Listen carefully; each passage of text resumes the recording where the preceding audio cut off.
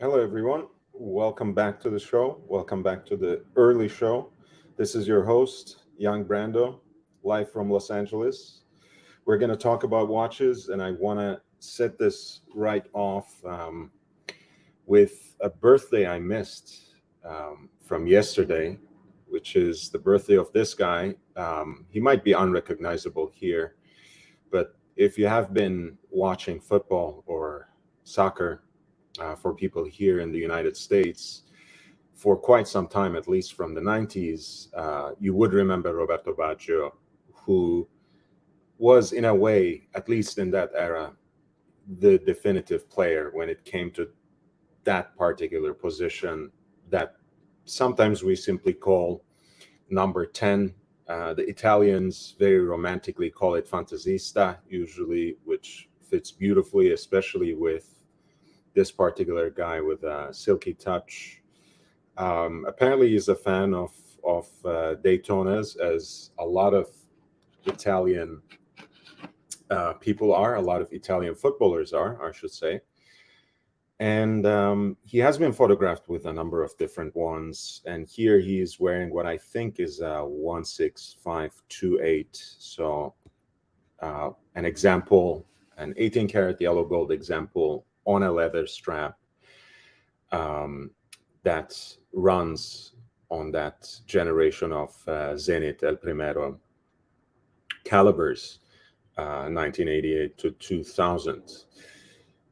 But the interesting story that will be relevant for what we are going to do later in this stream is how one of his watches came up for sale just last year um, in a relatively obscure auction house, at least when we speak about these matters from our US centric and sometimes Eurocentric point of view.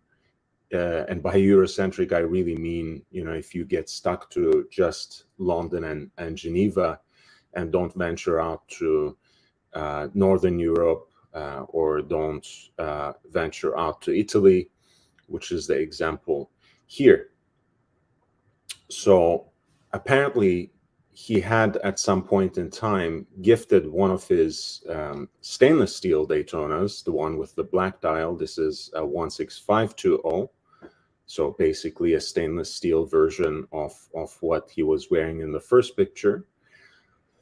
This was a watch he acquired when he was still playing for Juventus, and he was kind of nomadic, so he didn't stay at any one club for that long. And he apparently gifted this particular piece to a teammate of his, who then ended up auctioning it off. And that was actually in late 2021, right? This particular watch came up for auction in the Milan branch of Aste and it ended up selling for 20,000 euros, which is just not too bad, and it is before the buyer's premium. Yes, it is also, um, again, perhaps not a mind-blowingly great deal for that particular generation of Daytona. It still is a good deal, though. But this one has some sort of provenance too, which was testified in that case by a letter from Gianluca Francesconi, who was that teammate in question to whom Baggio had gifted the watch. So broaden your horizon. That's my suggestion. Don't just go to the usual suspects. Everyone knows to go to Sotheby's, Christie's, Phillips, um, even Bonhams, and their partners.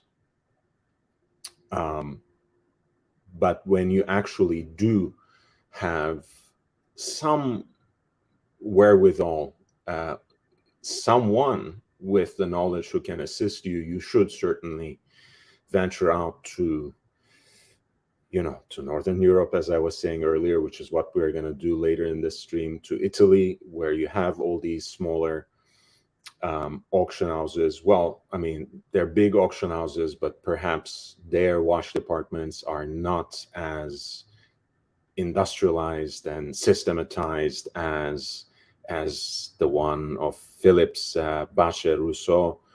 And if you need any help, that's why this platform is here. That's why I'm here. As long as you get in touch with me directly at lordhellespontv@gmail.com. That's lordhellespontv@gmail.com. I can help you source just about any watch, but particularly the watch you want at the price point, at the same price point as your budget. So that's what I'm here for.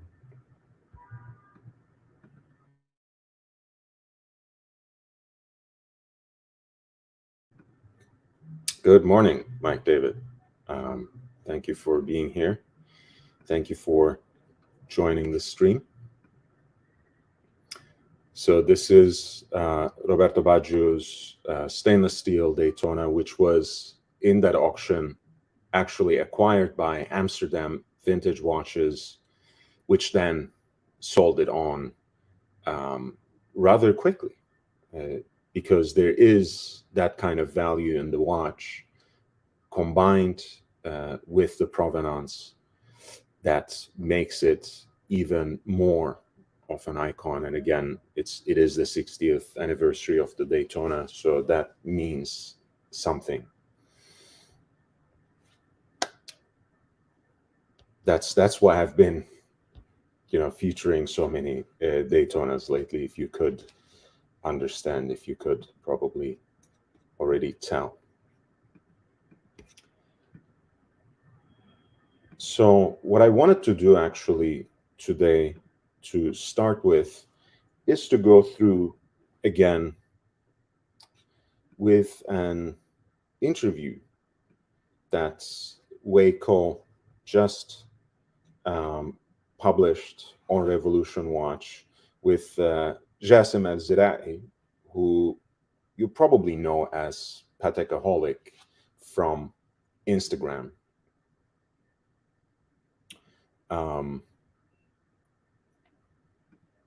And the interview is interesting for a number of reasons. Of course, it talks about the intersection of social media and watch collecting, which has always been an important topic on this channel. But it has also a few different revelations that I think shine a certain light on the market and on the particular standing of certain big name brands among collectors. And it's also important because it sheds, again, particular light on how the hobby, how collecting watches is as much about the connections you make with other people, the relationships you establish with them, and the friendships that you are able to build with them. So it's a great interview, which is almost part of course by Waco at Revolution Watch, but let's jump right in, and I'll keep stopping it once every so often and commenting, so this is kind of a reaction video, I guess, as the cool kids on YouTube do. But feel free to jump on the panel if you want to join the conversation. Feel free to barge in, and interject with a super chat if you have a specific question that is either about the interview itself or about watches as such. Maybe you have something that you want to acquire. Maybe something new came out that you would like my opinion on, or any other issue you want to raise. Feel free to do it with the super chat. And as you know, the first and last super chats of every day every live stream gets entered into the raffle for the Seiko 5 Rowing Blazers wristwatch giveaway. And this particular month is the lime green dial. Magpie, welcome back, man. Welcome back. So let's dive right in. This is Waco with Jassim Al-Zira'i, who is known as Patek-aholic on Instagram. Started having a coffee, and we were having this really interesting conversation, and it was about Instagram, about social media, and about the personas that people create there. And it's funny, it kind of reminds me of the opening line from The Tale of Two Cities. It was the best of times and it was the worst of times. I love Way for that. He has at least his cultural references on point and always right. And most certainly, right, we cannot lament social media's existence, especially as we are subsisting, surviving, and even to a certain extent thriving on a social media platform. It is what it is, as we like to say in New York, or back in New York, I should say. It's also something that you have to embrace with all its consequences, positive and negative. And even though it has opened this space, Instagram, YouTube, earlier on with the forums, nowadays in an uncontrolled and sprouting way all over the place, on Discord and well beyond, we have now this global community of enthusiasts who are as diverse as ever, who are as opinionated and as knowledgeable as ever, and who have the ability now to dip their toes in a market that has even more Swiss watch brands than the pre-quartz crisis golden era, right? I think at that time, at the height of it, before the quartz crisis set in the 70s and started really taking its toll, maybe you had 800 some Swiss manufacturers. And nowadays you have more than 1,000. So this is a new golden era of watchmaking and of watch collecting. We cannot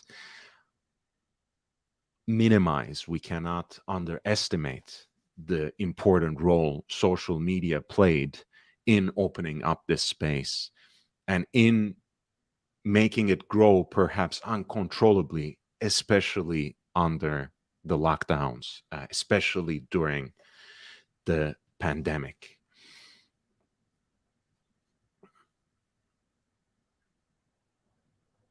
You like how the shirt matches his watch case? Yeah, man. I love, Aloha shirts are usually not my particular taste when it comes to casual wear, but Way at any rate has this ability to really straddle casual and formal, down to earth and really classy in a single outfit, and whatever he chooses, he makes it work, and it certainly works splendidly with him. So that's all I can say. And it's, I mean, this is not a traditional Aloha shirt, but he has an entire wardrobe of them, I can guess, from what I see in his videos, and he's certainly killing it by all means.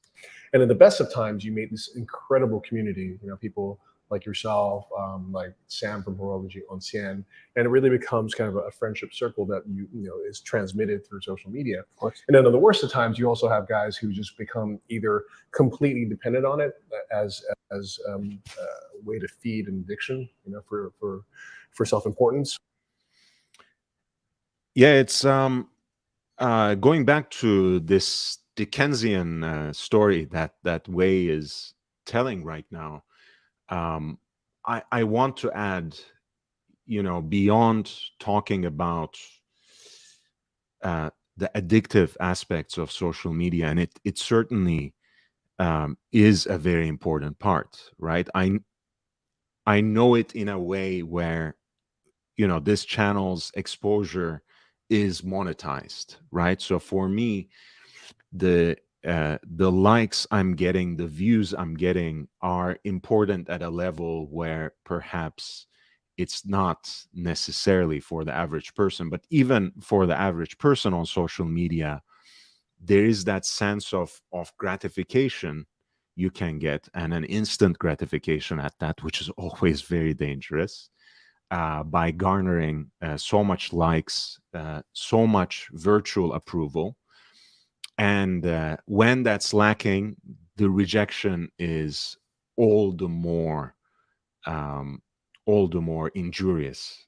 So it's a very, very um, difficult conundrum. But I want to also repeat something that I shared on this channel before, and that I think bears emphasis, which is that the quantity of knowledge that is available, that is out there, um, does not necessarily bear or bring quality. And that sometimes a little bit of knowledge is worse than absolute ignorance, right? And that's why I said you have this very opinionated and very knowledgeable global community of enthusiasts now, because most certainly there are a lot of people online, some of whom actually pose as experts and who have very strong opinions about a bunch of things, and they actually know very little. They have very little experience, even in terms of the textual and visual knowledge they have accumulated online. They have even less experience and less value in terms of having actually experienced these things at hand, out there in the world, in the flesh and in the metal. Um, so that's very important, right? Uh, when you venture out there, it's always so important to remain patient, uh, not to suddenly think you know everything just because you have consumed a few pages of information that are readily available to everyone online.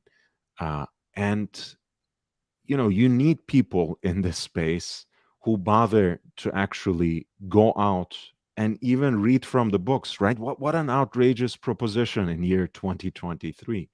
But that's what I'm sorry to pat myself on the back already at the beginning of this show, but that's what makes this platform, my presentations, so much different, and so that's what distinguishes my content from others, because hey, I actually still read from books. I go out and spend sometimes hundreds of dollars on them, for just a unique uh, selection of 6 to 10 pages that are not published elsewhere, that you might not be able to find online. um, and you need that kind of drive, you need that kind of passion for research that go beyond googling things. And I think that's one thing that needs to be addressed when we talk about the social media um, aspect of collecting watches, right? Part of it is an issue of mental health, honestly. The way people behave on social media for affirmation, the difficulty that we face as human beings when we handle rejection, when we get so much hate on social media. That's very important. That's something that we need to talk about, that we shouldn't lose sight of. On the other hand, I think we need to take into account that sometimes all that knowledge becomes white noise, and it's not really informative. It's actually much more confusing and creates much more chaos unless we create these kinds of spaces. And I think, again, this is not just me, but this platform, which attracts the kind of people who like looking at these things analytically and who sift through all that information and form their opinions in a very thoughtful way. And I have people like El Professor and Aussie Expat watches in mind in particular. So let me share Aussie's link before I go forward. Love the guy. So, and his channel is always in the future channels at any rate, but you know, if you don't mind, please take the time to subscribe to Aussie Expats Watches channel. He's a great ally and a very, very good friend. Boston Collector says, great conversation in this interview. We are talking about the Waco Patekaholic interview. I think they nailed that watch collecting has changed, and that is the reality. Really enjoyed the conversation about how the taste changes. I would have liked to hear more about that, Boston, and we're going to come to that towards the end of the interview. Boston Collector says, it's also great today that watches are in demand and are seen as a good asset. Completely disagree, actually. But again, it's not something that I love or hate. I don't think it's great. I also don't think it's a disaster.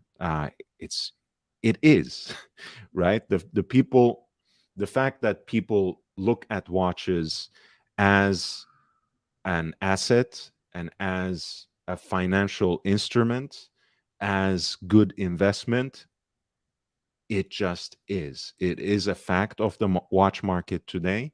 We need to inform what that makes people, how that spurs their actions. We need to make sense of what that means for the market, right? What does it mean for the market where we have so many actors now in it, so many agents in it, who treat watches as pure investment, who buy a bunch of watches and sit them in safety deposits, just to safety deposit boxes, and you know, just to watch how they trend in the market. We have to understand that that is an important chunk of the market, and that has, in fact, perhaps an outsized influence compared to how much of the market that that investment class occupies, actually.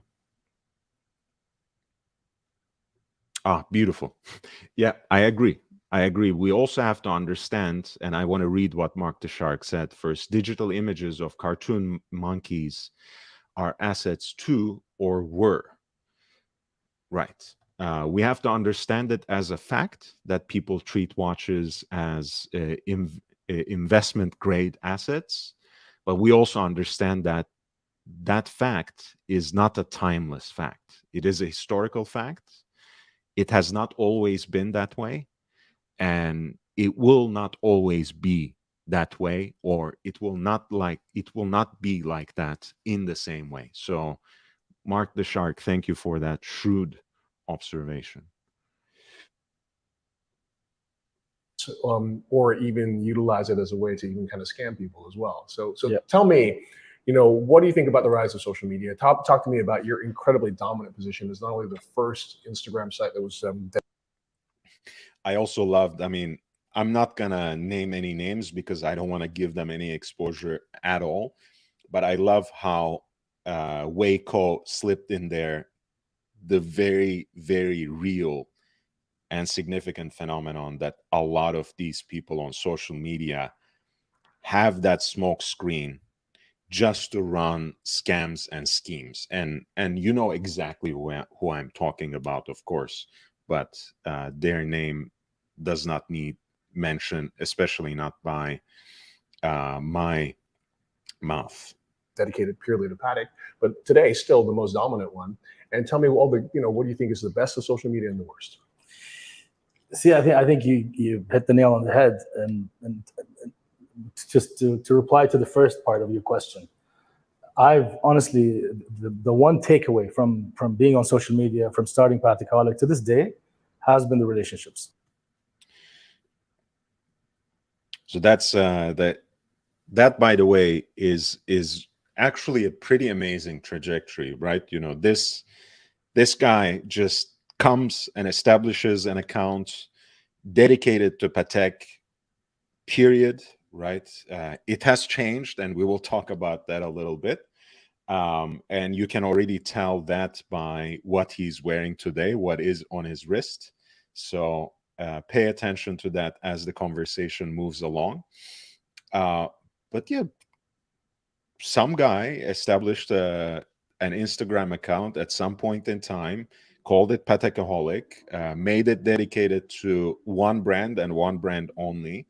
And he will talk about this a little bit. The Patek collector at the time where Jassim stepped onto the scene was different. It was a different sort of collector.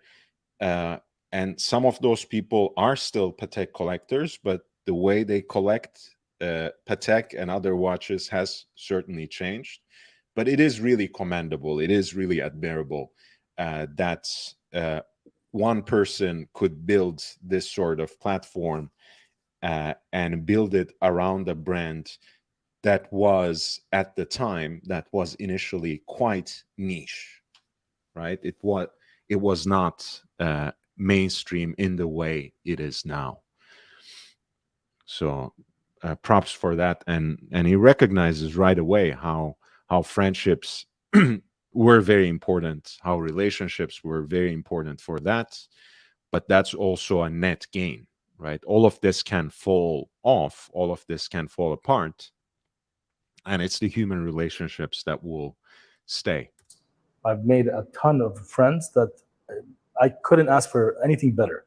It's more, to me, they are more important than the watches or the access or anything else. The friendships that are, in my opinion, they're going to last forever, and I cherish them and I love them.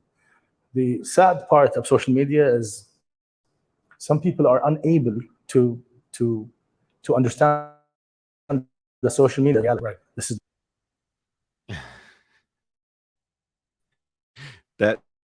that's a very to be. Hey, you're all wonderful. Thank you for being here. Happy Sunday. Sifting through the chaff for good information, Mike David says, as part of the process I enjoy, I laugh sometimes at what is said on YouTube. That's it. That is it. And yeah, the important thing that Patekaholic was sharing is that social media is virtual, especially in the way that Instagram is set up, where you post one visual, maybe you caption it a certain way, you can even write a whole essay, but it's usually just the facade that people look at, and it's usually just the facade that people put up. A lot of times there is nothing behind it, and you have to make sure that you don't take it altogether too seriously, that you understand that what people put out there in the world, on Instagram especially, has sometimes very little to do with real life, with how they are in real life, for better or for worse. This is not your persona. This is not your 100% who you are. And so some people are taken by this whole world. They want to be the most liked. They want to have the most followers. They want to be the most popular. And so we talk about a few things that we can't share publicly, Right. but there are many stories of unfortunately sad people, very nice people that have gone the deep end and they're no longer with us. That's extremely cryptic. I don't exactly know who they are addressing or targeting here, but what I really like about this is actually how this conversation turns to a moment of self-reflection rather than just seeing this phenomenon out there, because Jassim will turn basically that critical look on himself in just a second. And it's purely because of the influence and the pressure of social media, and to be liked by people, to have the most followers, to be the most current, and you want to be the talk of town, you want to show off most of the stuff. And so I told you this downstairs, and I'll repeat it here. On the beginning days of Patakaholic, when I first started the page, I was under a ton of pressure to become relevant. And so I was buying watches, not because I was interested in them or that I necessarily liked them. I would buy a lot of watches because I wanted to be, the guy. You see, that's admirable. That's what I really appreciated about this conversation. It's honesty, it's authenticity, and the fact that Jassim Patakaholic did not just direct that critical gaze at others. Hey, there's a bunch of people out there on social media, and they're looking for approval, they're looking for exposure, and they're desperate to do anything, and they lose themselves in the process. He actually says, hey, I perhaps in the past, but I was one of them, right? At the beginning of my collecting journey, Patakaholic says, I bought a bunch of watches just because I wanted to be the it guy on social media, just because I wanted to show them off on my Instagram account, just because I wanted to be liked, I wanted to be approved, I wanted to be recognized as the Patek collector, the Patakaholic, and that's something that I really appreciate, the level of honesty and the level of self-criticism that Jassim Al-Zira'i projects here. It's incredible, and again, so grateful for Wayco to provide a platform for that conversation, and it's really amazing that Patakaholic can speak with so much honesty without getting caught up in his own hype, at least in this moment, right? It's very important. And so if you go back on my page, there's a picture of a steering wheel of a Porsche, which is a famous picture that's been shared by a lot of people. Right. And on the entire steering wheel are Nautiluses. Mm-hmm. That's my picture. I took that picture. Right. But at that moment in time, I had, I think, 9 or something like that Nautiluses. That was back in the day. I should have kept them. But so that's fascinating, right? Again, he wasn't just being self-critical in this kind of flippant way. He uses a very particular example, in fact an example that became a genre in its own right, and he says that with genuine regret in the tone of his voice. I like it. I like it. I had, 257 26s. It made no sense for me to buy 27, but I needed them in order to make that image. Right. So thank God I snapped out of it. Thank God I snapped out of it. That's a huge lesson, right? Thank God I snapped out of that mode of collecting where I was trying to gain the approval of others, where I was trying to get the recognition of others, when I was trying to appease and please others, right? And let's not get caught up in this idea of, in this notion that we can completely snap out of it. I don't want to go back too much to armchair philosophy, and I'm not even sitting down, so I'm not going to spend too much on this. But there is a moment in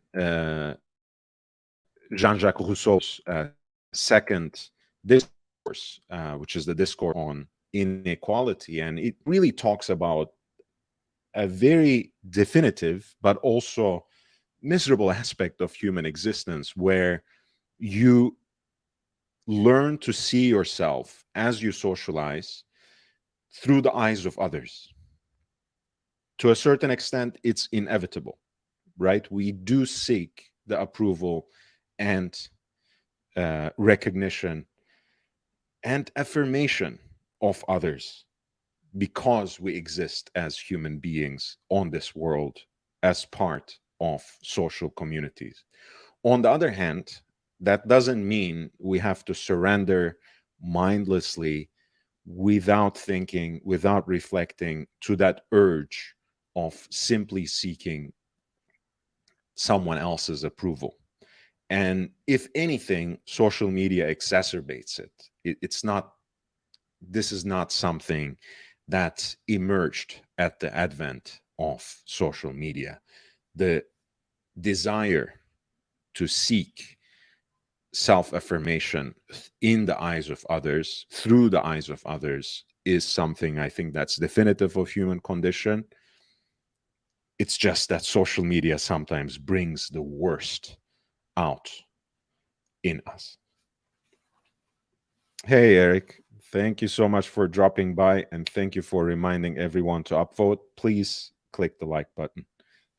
I need your approval, guys. I'm desperate for it. Seriously, though, I am, because I'm trying to reach 5,000 subscribers by the end of the year, and I need every little bit of a push and nudge that I can get. So please do hit the like button. And I What realized, was it that allowed you to snap out of it? I think I just realized one day that I'm being stupid. You know what I mean? This can't be the way it is. I mean, a lot of people who like your pictures, you're never going to bump into them. They mean nothing to you. You like them, you thank them for their followership, but like we're not friends.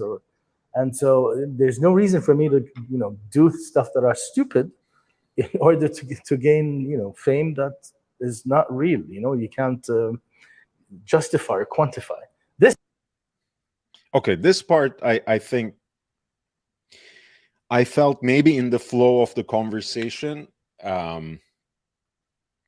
he lost track of what he was actually saying, because on the one hand, I cannot but agree with the sentiment that if you are trying to put out there in the world, even through social media, something authentic, something honest, and even create a brand out of it,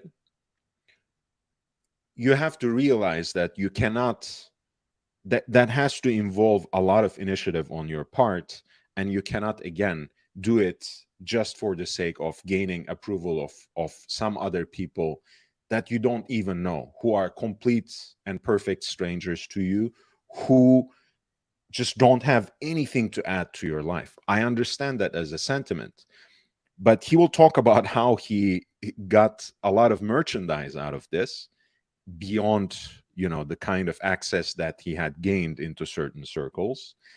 So in these statements, Jassim Azraei seemed to have lost sight of the fact, or forgot momentarily about the fact, that Patekaholic is a brand, and that in fact every aspect of his social media presence, especially on that Instagram account, is monetized.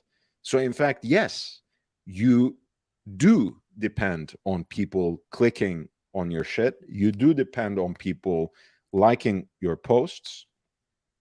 And you do owe them, in an abstract sense at least, more than just a thank you and a gratitude for their follows.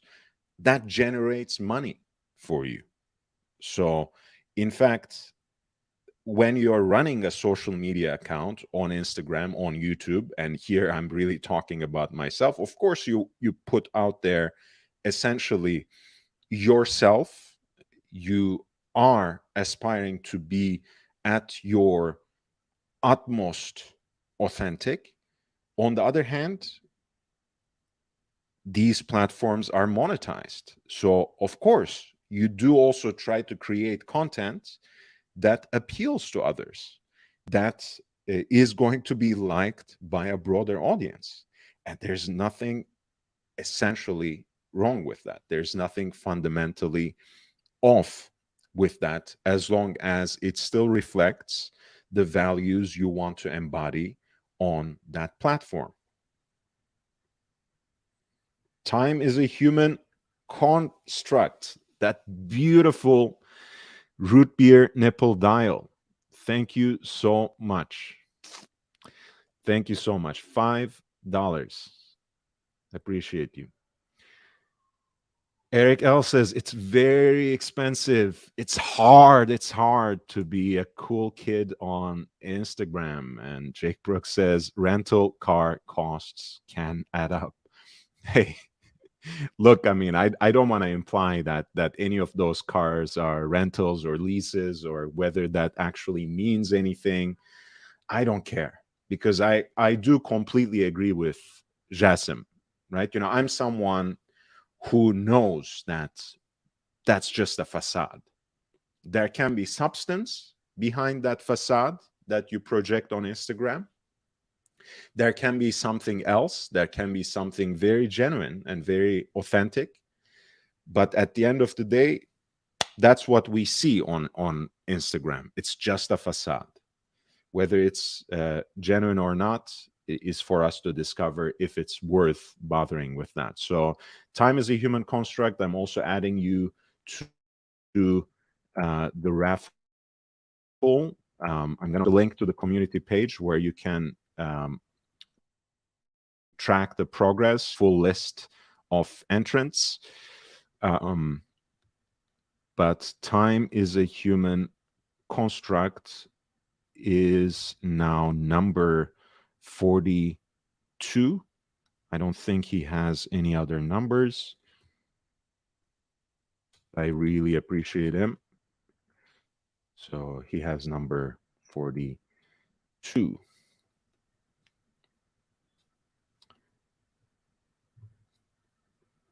And here is the community page. All right, let's continue with this. So Patakaholic says, for him, the realization that a lot of these people are perfect strangers to him helped him snap out of the mentality where he was posting, where he was doing stupid things, as he said, making unnecessary purchases, buying watches that didn't please him just to seek approval from others, just to get likes on a social media platform. And that's all well and good. But when that is a monetized platform, you also cannot pretend that you have completely let that go and you're not really seeking any likes or any interest anymore, because you have monetized that platform. You made money out of that platform in very direct ways too, through merchandise and other sorts of opportunities, but certainly through access, which he's going to talk about later. And when it comes to a brand like Patek especially, but many other brands as well, that sort of access equals money, because of how many more degrees of magnitude these watches cost on the secondary market. If you have the privilege, quote unquote, of getting these watches when they come out at retail price, that is money, period. Something I justify and quantify. This is something I like. My friendships with, a lot of the people you and I are friends with. This is what I enjoy and I love. But, having 100,000 or 1 million followers is meaningless. And that's how I snapped out of it.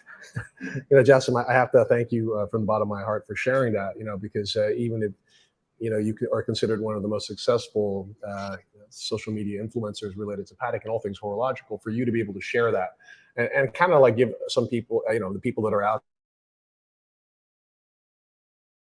there following, I think it's an important thing. And I get that. And we see this all the time. We see it with every generation. Yeah. You see the younger guys coming up now who are desperate to chase the likes and the followings and so on, and do sort of more outrageous and outlandish stuff Exactly. to get that notoriety or fame. That's, again, I think that's a reflection on social media more broadly than something watch specific or even watch related. But it is great. Again, I like that Wei is a little more sober about the situation, because both of them realize that, in fact, having 1,000, 1,000, 100,000, 1 million followers on a certain social media account is actually quantifiable. It actually does matter. And in fact, in Wei's case, that's his life's blood, right? That's his living. That's his livelihood. That's his job. So he is much more sober about the situation, even as he realizes the gravity and the importance of what is being said, which again is very well taken. To be perfectly genuine, it also has to take into account, hey, those followers did matter and do still matter to you because you make money off of it. Racing R, greetings from Brazil. Thank you, Racing R. I'm glad you made it home, and I look forward to you coming back to these shores again. I look forward to seeing you again. Thank you so much.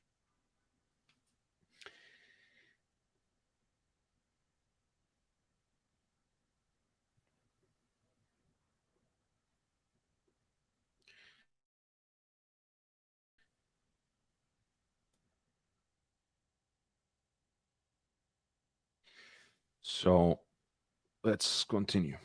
And I think that the very best thing about this hobby is the sincerity, the behind it. Like, I love when you have a physical gathering and people are talking about watches. You'll never have anyone critique someone else's watch, right? Yeah. It's only when it's behind like the anonymity of of commenting on someone's page. And I don't want to be misunderstood that people who fall into that deep end, they're not necessarily they're bad people, or they're not, let's say, in touch with their ability to overcome.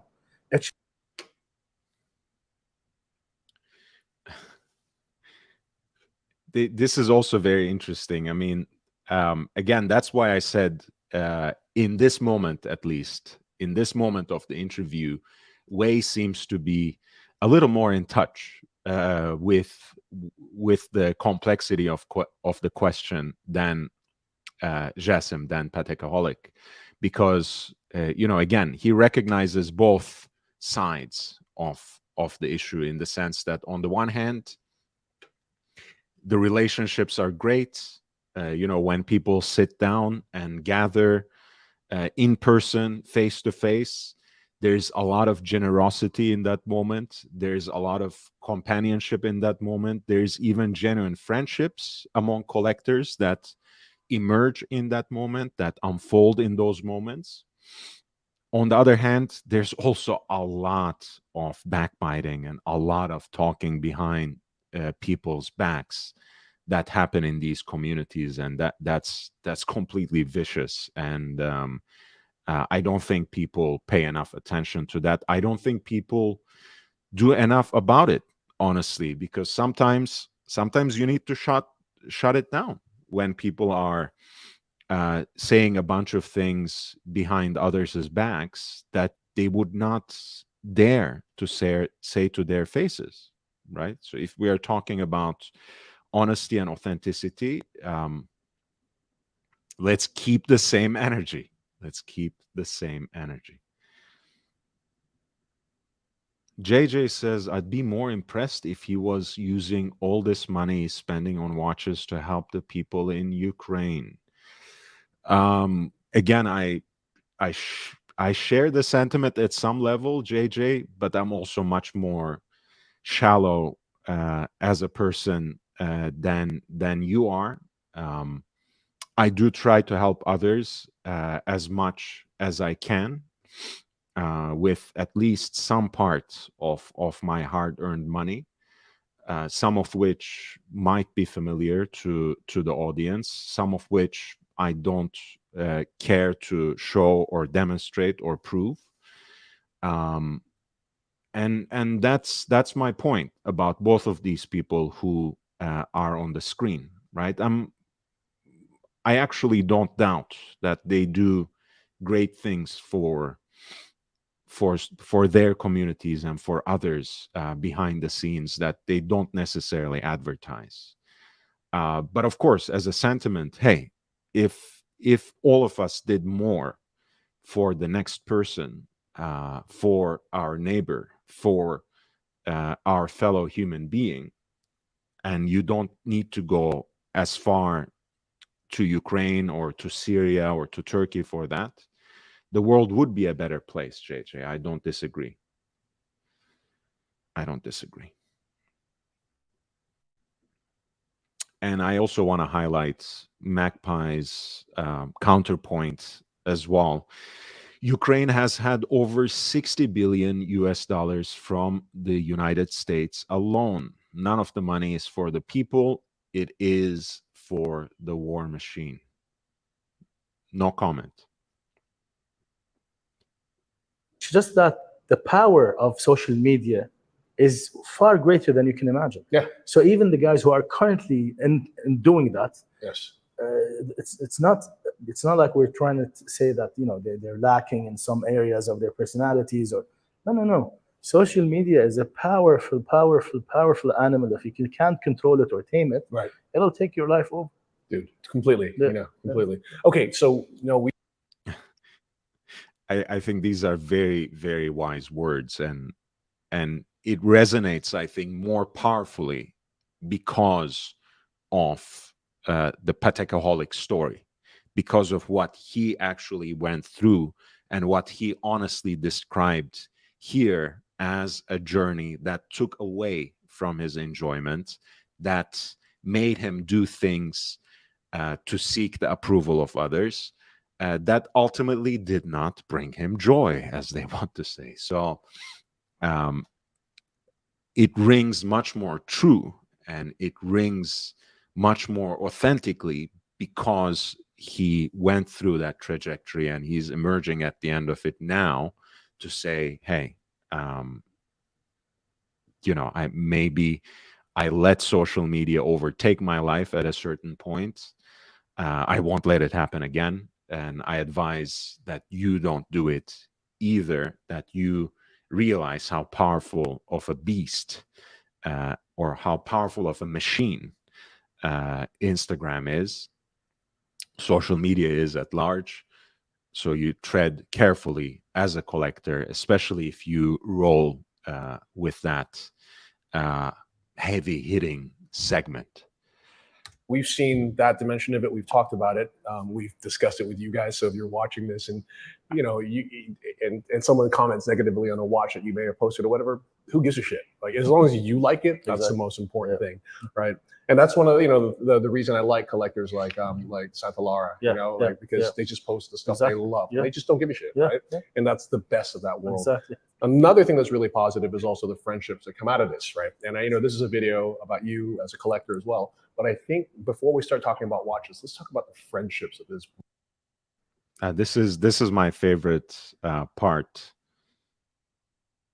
of the interview, and let me beg for likes and self approval in that segment. But the fact that they are talking here about the friendships and the specific people with whom they're friends, I think is very, very valuable, because it kind of turns the tables on that question, right? Seeking the approval of others, because there can be those others who are our friends, whose opinion, whose perspective, whose knowledge we value and we cherish.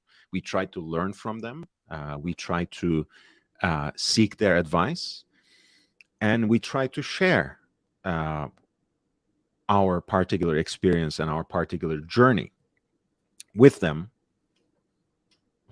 And that can be actually a way of seeking approval through the eyes of others that's much more meaningful, that's not so shallow, and that won't just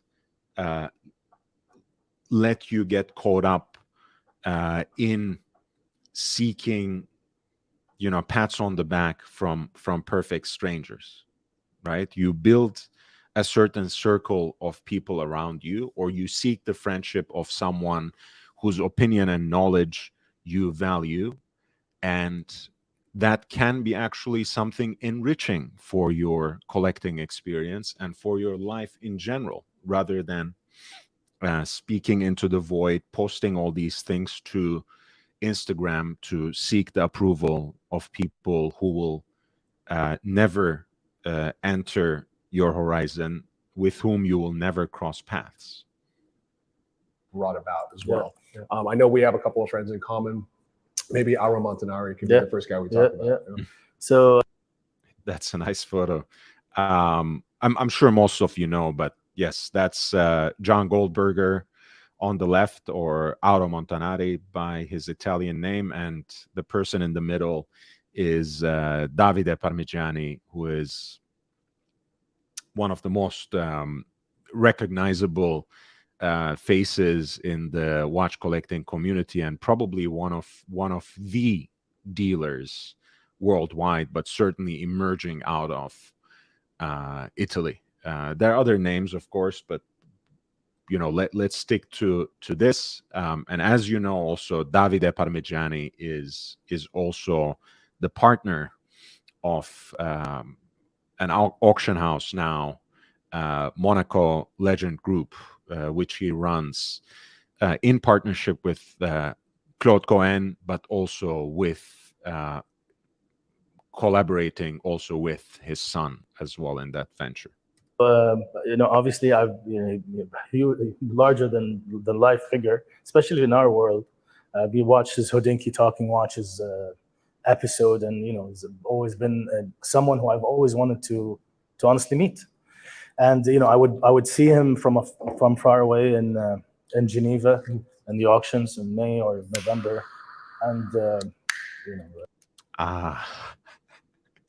Sorry to take that moment, but it was so satisfying to hear the click of that torch, even though I usually try not to light my cigar with the torch. But I am enjoying the fact that they are talking about watches and smoking cigars. And that's a segment that I would like to introduce. As much as I appreciate my guests coming in for interviews that we run on live streams, hopefully I will have moments in the near future where we can sit in my quote-unquote studio, or maybe in a cigar lounge, where I can talk watches with some of you out there in the world, and with some of the guests and panelists who have already graced this platform. Auro Goldberger, for people who know him as Goldberger. Right. He's always been that person I really wanted to hang out with and get to meet, because And I mean, again, of course, there's that lightning in a bottle moment in that Talking Watches episode with Auro Montanari, with John Goldberger. And that's what makes it so memorable. But maybe we forget the fact sometimes that was the very first episode of Talking Watches in Hodinkee. So the way that was John Goldberger, the first collector who was presented in that way, the first collector who talked about his watches on YouTube. It was pretty significant moment historically, quote unquote, in the recent history, in the history of this platform and watch collecting on this platform. So we focus on that charcuterie or cheese knife with which he popped up the case back, and that is an iconic moment which will be hardly replicated anywhere else. But we forget the fact that spawned an entire genre. Right now, there are so many other channels who do the same. I aspire to do something similar. Hodinkee itself started branching out even from that format, right? Where you have conversations, talking watches over a specific set of watches, and then you have more high-profile guests in conversation with Ben Clymer, where you have people like Ed Sheeran and most recently Kevin Hart, who, yes, still talk about watches, but really talk about the entire process of them getting interested in watches, and talk about their entire trajectory as watch collectors, and watches come into the conversation every so often whenever it's relevant. Magpie says 12 watching, 16 likes. This means followers have come in and liked the show but can't watch it live, so you get more likes than viewers. That's a great observation, Magpie. And again, as much as I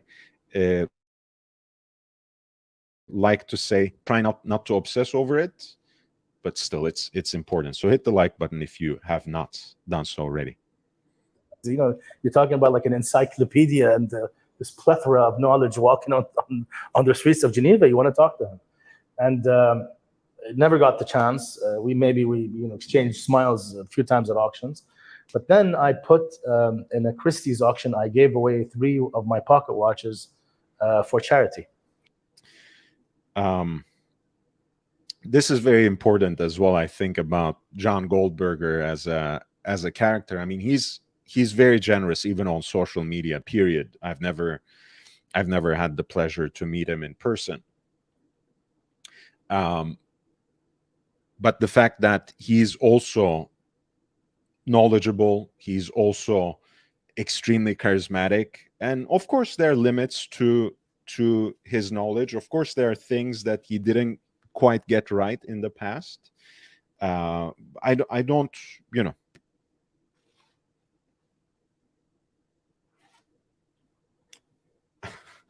G. Gadwa says, I'm more interested in how Kevin Hart made it in showbiz because he's not funny. G, I'll say this. I do agree with you to a certain extent, but do watch that interview, because he does share how he made it in the show business. And he talks about his early TV show, which was based on his life mainly. And he says he basically discovered the formula there, that his story in and of itself was valuable, and that he could actually make it and make money by being authentic, by sharing his story as honestly as possible.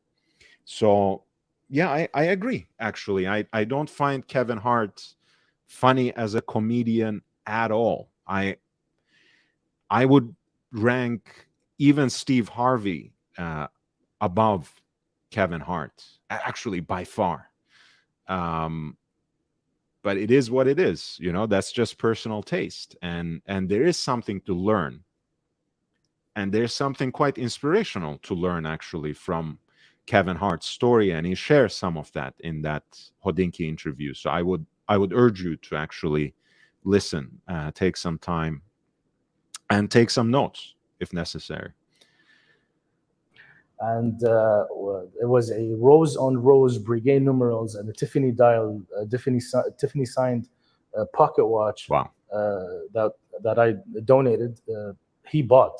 Oh wow! And he messaged me on Instagram, and I was happy that watch went to him. That's a very nice story, actually. The fact that two collectors didn't just bond in this abstract way, or just because someone introduced them, but that story is actually encapsulated and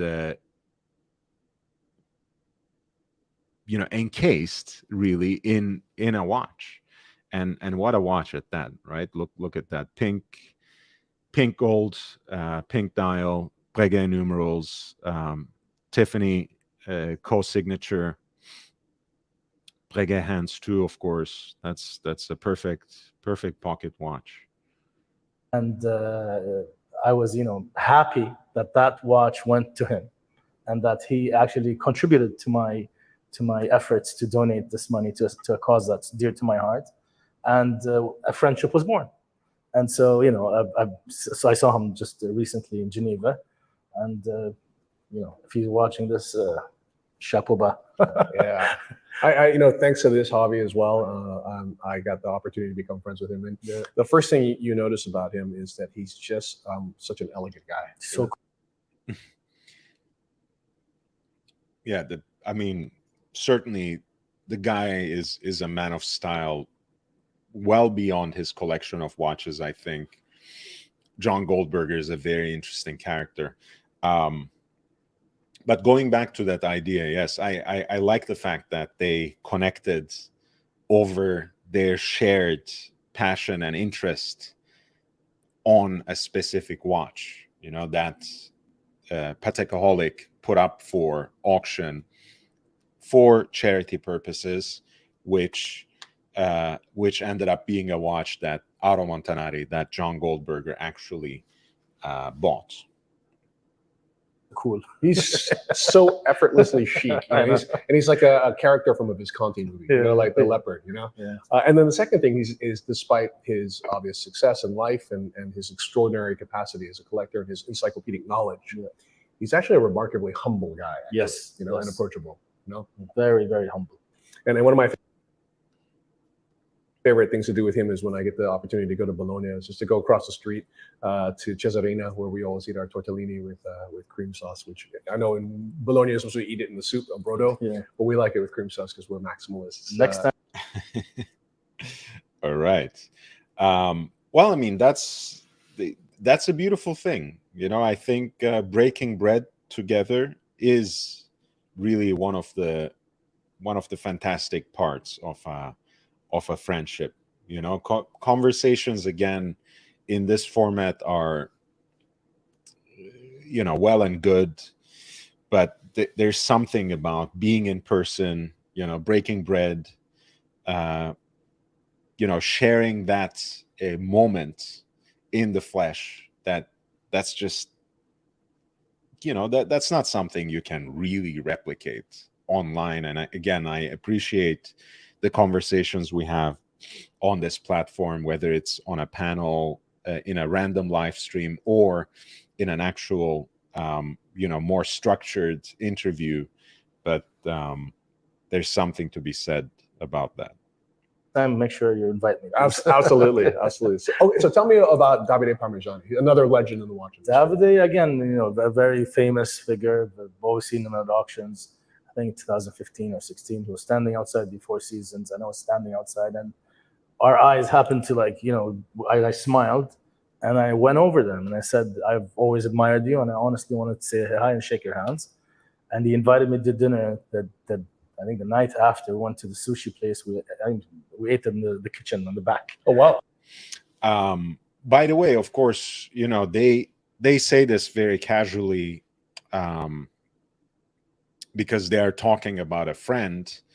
And again, you know, I'm sure sometimes, you know, when I talk about specific kinds of people, everyone has a different perspective. I appreciate, and I appreciate that you bring it up. You know, if there is something you don't like about a certain personality, about a certain dealer, about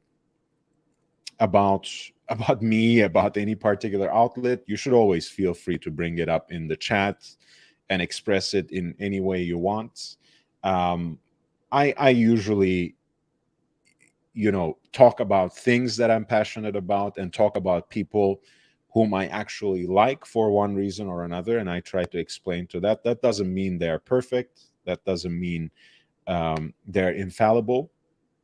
But Davide Parmigiani is, again, one of those people who is great. I mean, who first of all, for me, the most important thing was that you could reach out to him and to his son on his website, and ask for all these different catalogs, and they would send it to you for free, and it would arrive, like, you know, in 2 days. And yes, there is a commercial aspect to that. Yes, there are a lot of watches in there that passed through them, or that they still have in their inventory. But then again, you know, a lot of people are out there asking for your business without making the slightest effort, even though they are not even half as established and half as experienced as someone like Davide Parmigiani. And I'm not gonna talk too much longer about it, but let's just think of this.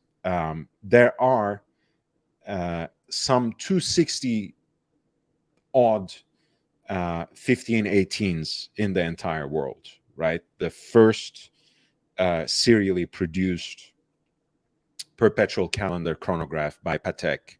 And there are only 4 of those that are accounted for in stainless steel. And all 4 of these 1518s in stainless steel were at one time or another held by Davide Parmigiani, sold by Davide Parmigiani. That's all you need to know, really. And so there I met everybody else. I met one of my very close friends now, what's his name? Capuano, Joe, and everybody else. But David, a very, very close friend of mine.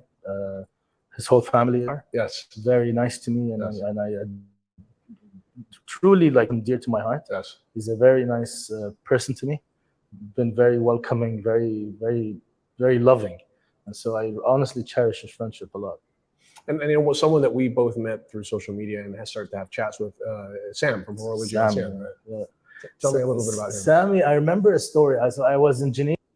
And by the way, I mean, just to put a fine point on that whole idea, which, you know, again, is something great and very distinctive about Italian business people, period. That they have this concept of friend customer, right? Which has a lot of perks, which has a lot of positive aspects that I cherish. But it's also a difficult relationship to manage, I'm sure, on their part as well, but also on the part of that friend customer. So it's an interesting situation, right? To have someone who is so friendly, who is so generous, but who ultimately is interested in your business, right? That's a very interesting juggle. And more power to people who can actually manage that. Geneva, I don't know, maybe 10 plus years ago. And I was having coffee with Anish. And Anish says to me, listen, I met the craziest collector ever. And I'm like, who? And he mentioned the name. And he's like, listen, this guy is out of this world. I don't know what, the whole story. So I always remembered this name. I couldn't forget it. So many years go by, no mention. And then a page pops up on Instagram. And for the first time, there was a page that I would actually read every single caption. Yes, they're talking now about Horology Ancienne, who is a father-son duo. The son, whose name is Sammy, whom they're going to talk about, handles most of the page. And I think, in fact, writes all of it. But it shares pieces out of their collective collection, which is a beautiful thing, by the way, and which is something that touches me too, since that's my origin story in a way as a watch collector as well, even though I could not have that sort of relationship with my father since he passed away so early on in my life. The captions are beautifully written. Exactly. Yeah. And even the stories and the replies to the questions. And you can tell this is not an ordinary person. This is very cool as well that, again, we were talking about Instagram as a particular kind of medium, right? Where the visual is overprivileged, in fact. And there's nothing essentially wrong with that, but there's a sense that the captions, unless they are one-liners, unless they're extremely catchy, kind of fall by the wayside. And it's always, for me, something very enriching, something very meaningful, and something that I really cherish when I find Instagram accounts who actually take care in putting together captions in the form of thoughtful text, even if it's a single paragraph, as long as it's something that actually does steps out of that mode of clickbaiting. I really do appreciate it, and certainly Horology Ancienne is an account like that. So that is something that needs to be remarked and appreciated. You can just tell. And so I dug around a little bit, and I asked a friend who happened to know who it was, and it was Sammy and his father, and they were running this page, Horology Ancienne. And then a trip I drove to Bahrain, which is 4 hours away from Kuwait.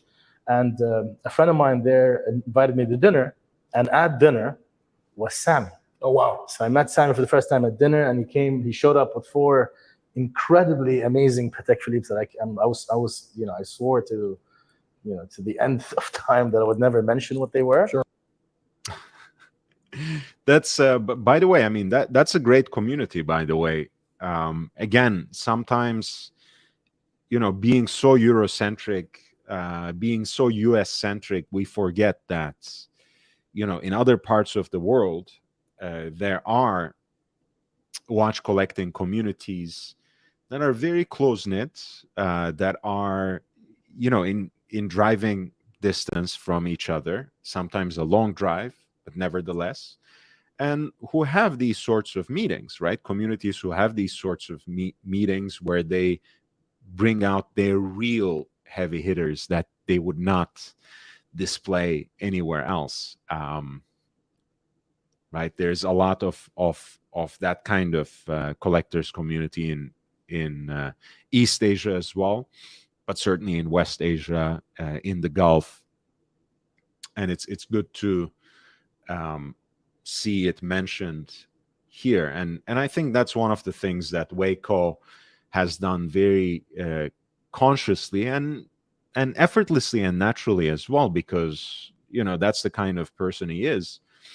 But the kind of diversity he brings to his platform is something that's not readily embraced by any other platform, and that does not come necessarily naturally to other platforms. I'm not going to name names, but sometimes, you know, you see videos or write-ups in some other watch websites that's come out of the left field, and you know, that do seem to try to integrate different kinds of people and voices, but it seems so contrived. It seems so marketing oriented. It seems so much a result of a concerted corporate effort that it comes across as not genuine. Whereas I never felt that about Revolution. You know, that's something that I do appreciate. Again, I have to repeat this every time it comes up. Sometimes I feel that Wei Kuo is so generous with every single brand executive that he speaks to that it starts getting a little stale, right? That you kind of start wondering, well, I mean, if every watch is amazing and incredible, you know, how do you distinguish between them? You know, not everything can be amazing. Not every new release can be mind-blowing. Not everything has to be commended as if it's something path-breaking, unless it actually is. So that part of it gets a little stale, but otherwise there is such authenticity that distinguishes, I think, Revolution among so many other outlets that produce content, and this kind of content as well, the more lifestyle kind of content. And Wei does it best. Revolution does it certainly best. Sure.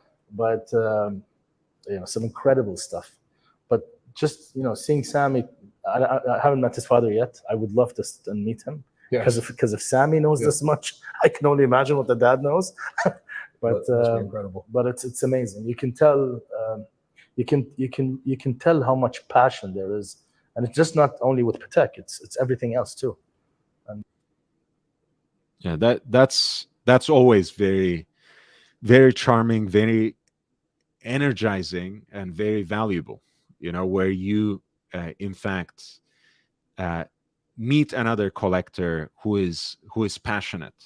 You might not share the sources of that passion. You might not be interested in the same objects of that passion. You might not be even collecting the same brands. But when you meet a collector, when you come across a collector who is very passionate about the watches that they collect, you have this moment where you go back to the basics, where you, like, you know, start exploring those elemental feelings that brought you into this hobby in the first place, right? Because you realize, wow, you know, that's why I love this. That's why I love mechanical watches. That's why I'm so desperate to get another one. That I'm so I aspire so much to seek after this particular model or that other design or this other complication. So it's always quite an experience to come across a collector who is just passionate. you know, I was actually talking to him yesterday. Oh, really? It's That's funny nice. you mentioned his name. Yeah, no, I love the curation of their collection. I love the beautiful way they express it. And, you know, when Yes. I spoke to Sam, he was like, his dad doesn't write, but he writes. But his dad will oversee and look at every single post and analyze every word that's used. And I think that's so beautiful. Okay, so even before we go into the watches, I want to talk to you about another dimension of your personality, which is as a great humorist and also the creator of some of the world's coolest trucker caps. Okay. So talk to me a little bit about that. Why you feel it's important to inject that humor into watch collecting. You know, with the hat to say "Make watch collecting great again."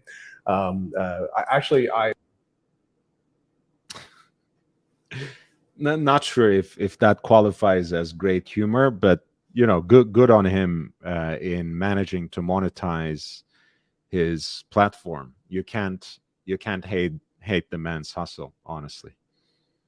Much like yourself, I'm a huge fan of the John Deere hat. Okay. So the riff that you did on that one was hilarious as well. I mean, talk to me a little bit about that. I don't know. The hat thing started actually by there was a company in Oman who approached me to do a collaboration with them. So it was their idea. Let's put the Pataholic logo, just slap it on a hat, and it did well. So then we went our separate ways, and I started pataholic.com as our website, and we would sell these hats, and I'd make designs every now and then, and sometimes they're just standard, and sometimes they're humorous. For me, humor, it's because in the watch world, there's a lot of people that take it too seriously. Totally agreed. And Guilty as charged. And I think we have enough people who take it too flippantly. I think sometimes it's good to take things seriously. I think you should absolutely take collecting watches seriously, especially if you are spending so much money on them. That doesn't mean you can't have a sense of humor.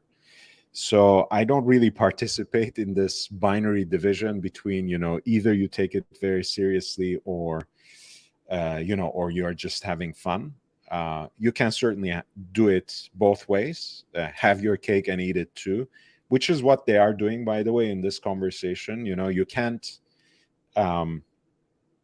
you can't have so much praise for Horologie Ancienne and the people who run it for their knowledge, for the passion and gravity with which they approach watches, and then next you say I hate people who take collecting watches so seriously. Well, you learn from them, so you might as well be grateful. There's nothing wrong with taking something that takes so much time, that takes so much knowledge, and that takes so much money seriously. You should absolutely take it seriously.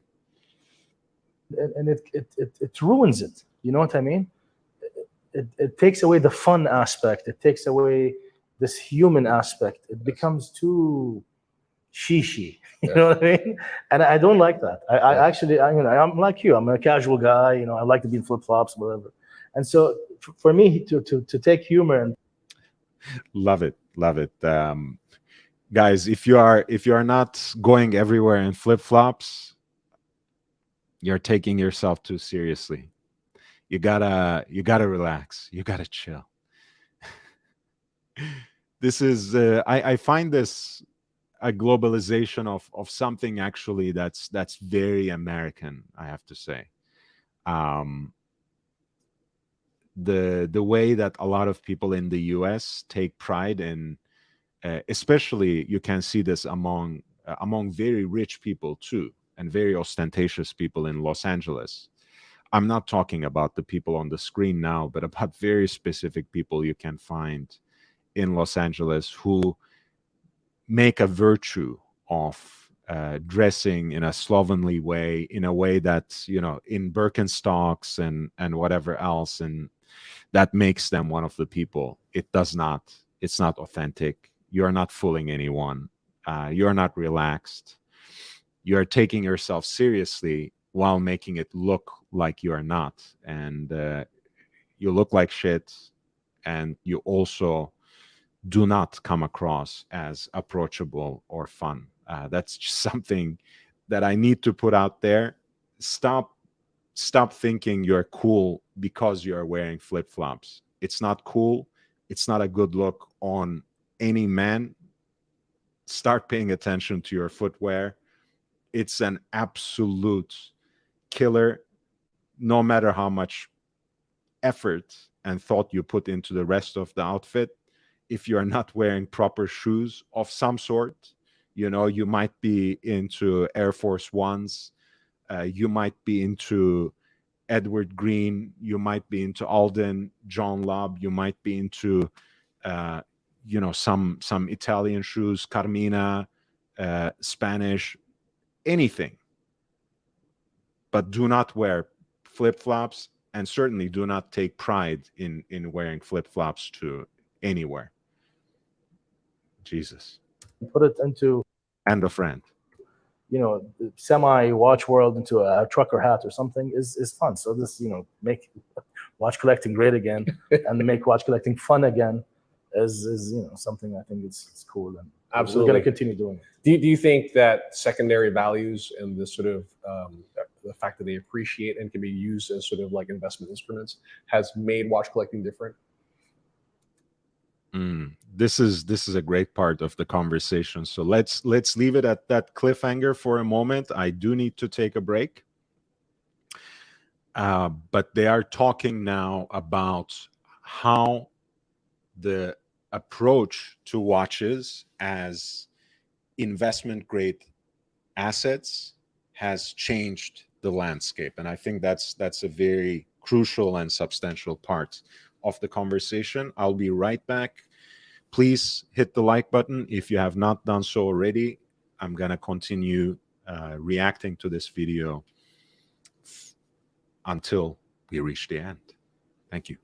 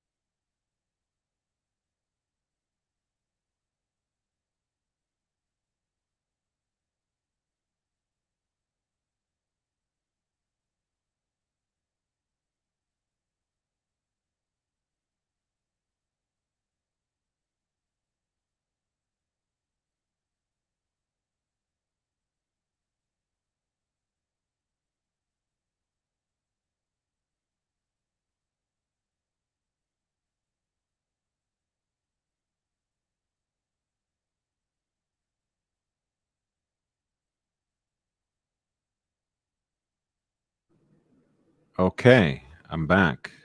Thank you for your patience. So they reached a point in the conversation. It caught me off guard, kind of, because they were just talking about, trucker hats and making watch collecting fun again. And suddenly this question popped up. Do you think the approach that looks at watches as investment instruments has changed the landscape? And it's actually not out of context, right? Because they were talking about people who take collecting watches so seriously.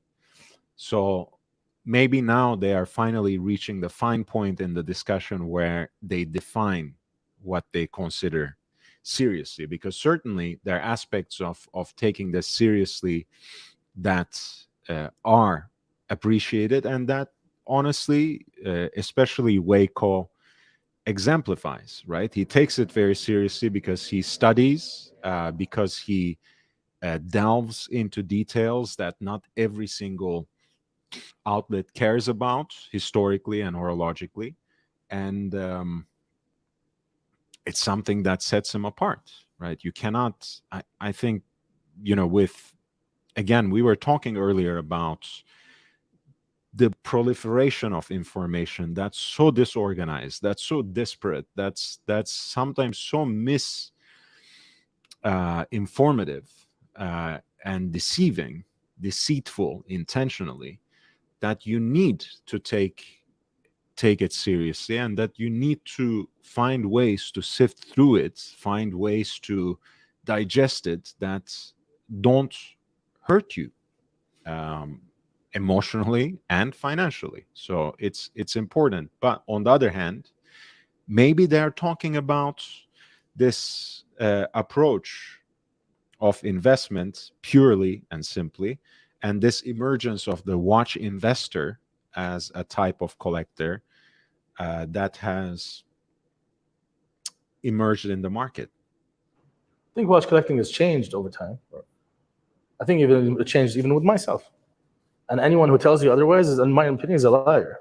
So I still remember in 2007, 2008, when I would sit with huge collectors of Patek, I'm talking. They would not touch a 5711. They thought this watch was just not theirs. They could care less about a 5711. It was always about 5970 or 3970 or like whatever whatever was the smallest case with the most amount of complications. That was it. That's a very good observation, actually. And people sometimes, I think, find it hard to believe, or maybe they just don't care to listen. And I understand that. I respect that. When someone like Patekaholic says, maybe some of those people will listen a little more carefully.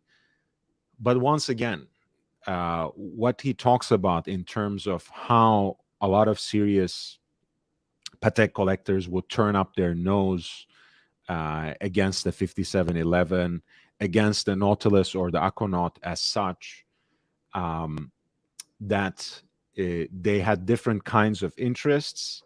I think one, just spells out that simple fact where these watches were not actually that difficult to get and were not all that desired, precisely because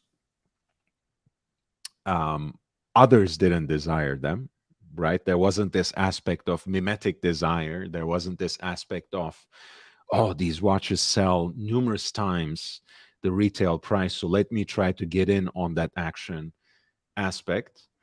But also, I think this observation simply gives you an understanding of how fickle sometimes this hobby is, that what is on point, what is trending, what is collectible 5 years ago might not be collectible today. What is collectible, fashionable, and desirable today may not even be here in the next decade. So it's important to take a broader view of things and be just generally and historically informed rather than getting caught up on what everyone else is going for at that minute, in a particular moment.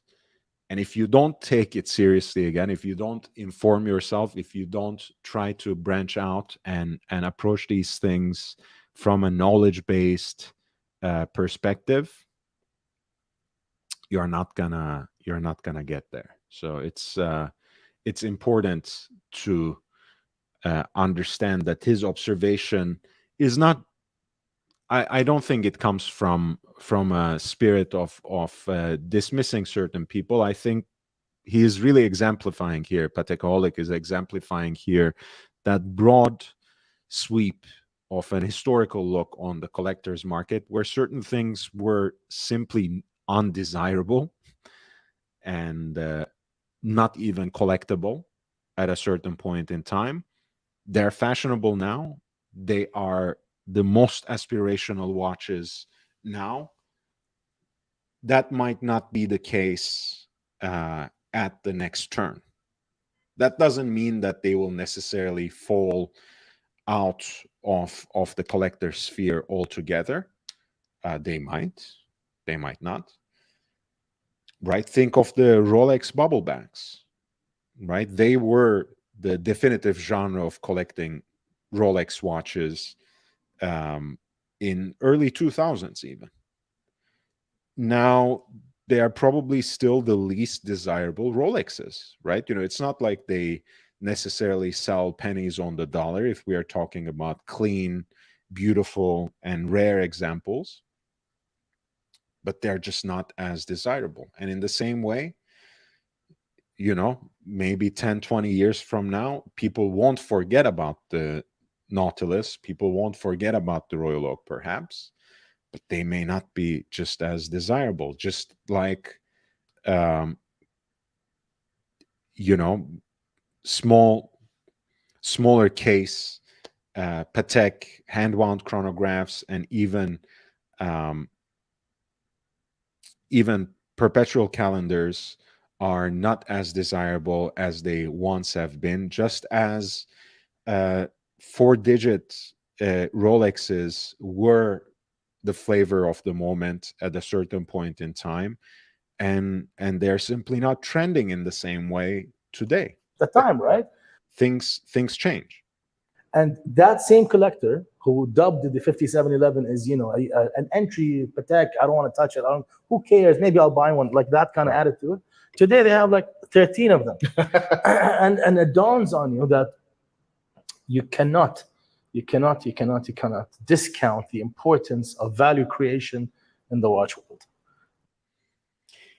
And I really like the way he put this, right? Value creation. Because there is an aspect to that I was talking about earlier in terms of mimetic desire, right? You want things that other people want. It's like that in relationships, right? A woman or a man suddenly becomes much more attractive when they are in a relationship, when their partner is also attractive, right? It's just that way. It's human nature in a way that we desire people and things that others desire, right?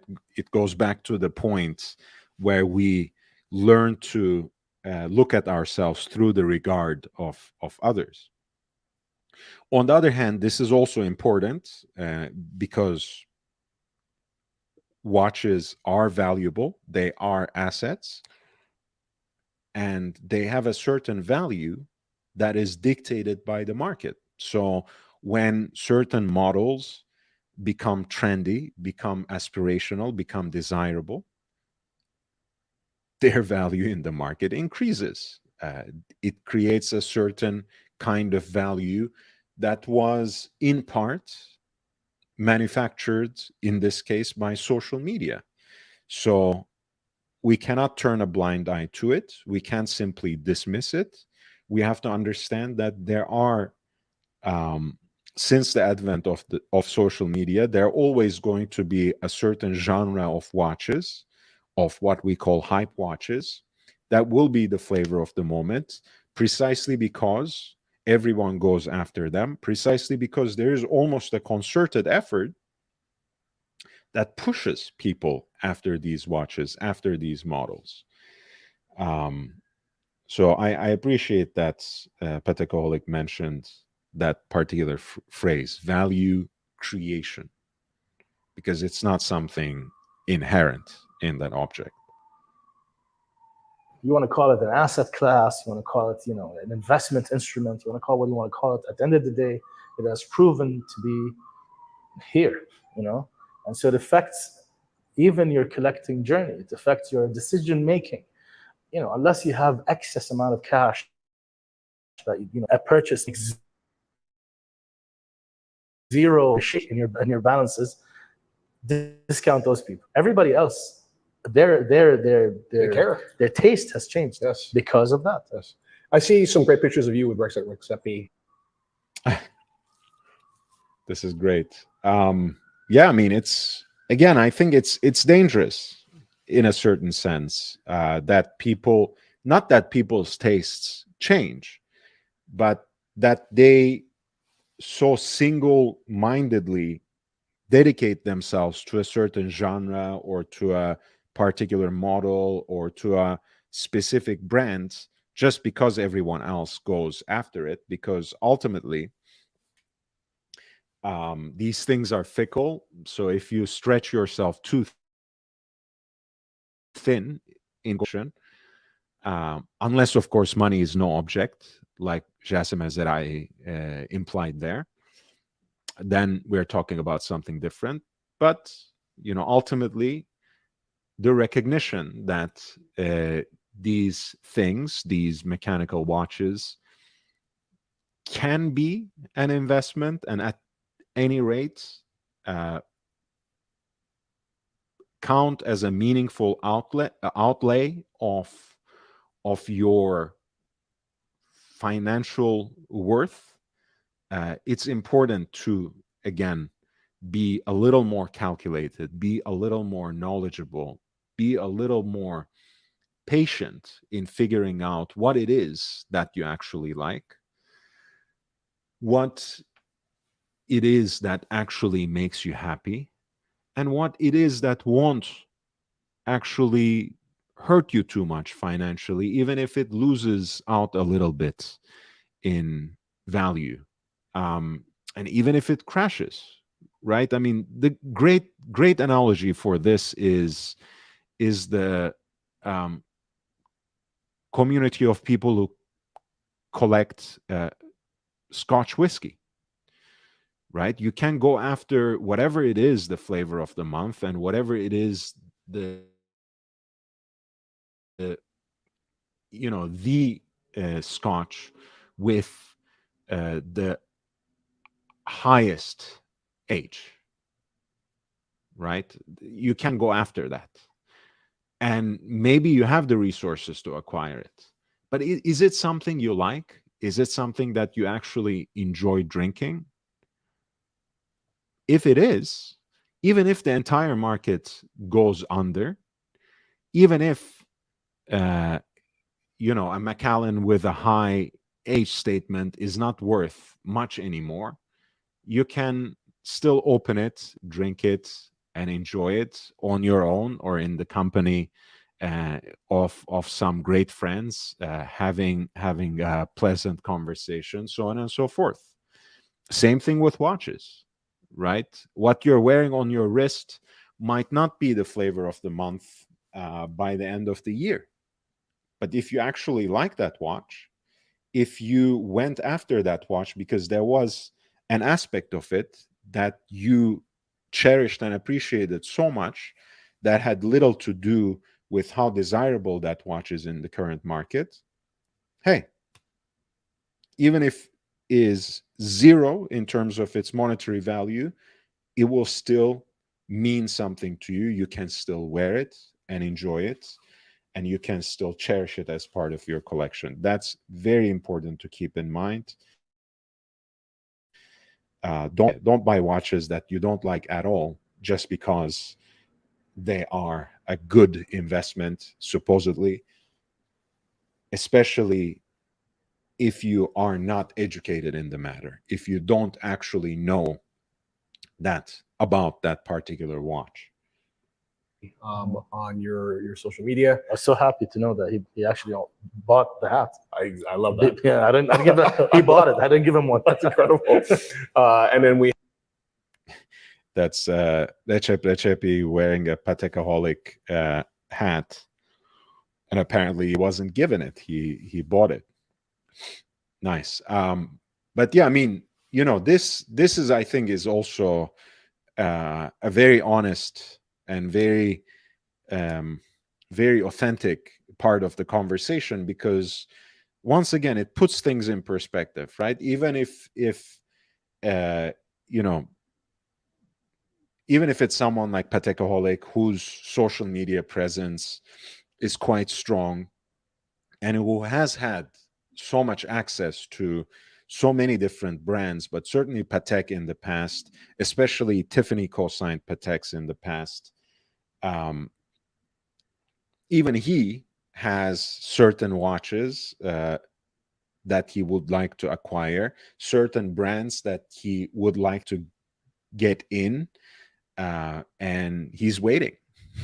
Right? He's waiting. He's asking for it. He's demanding, but so far he hasn't been able to get a Recep Recepi watch. We had a great dinner a couple nights ago with Pierre-Jacques and Jorn from Debathune. Yeah. Tell me why you think independent watchmaking has suddenly captivated the world, and from independent watchmaking, who are your favorites?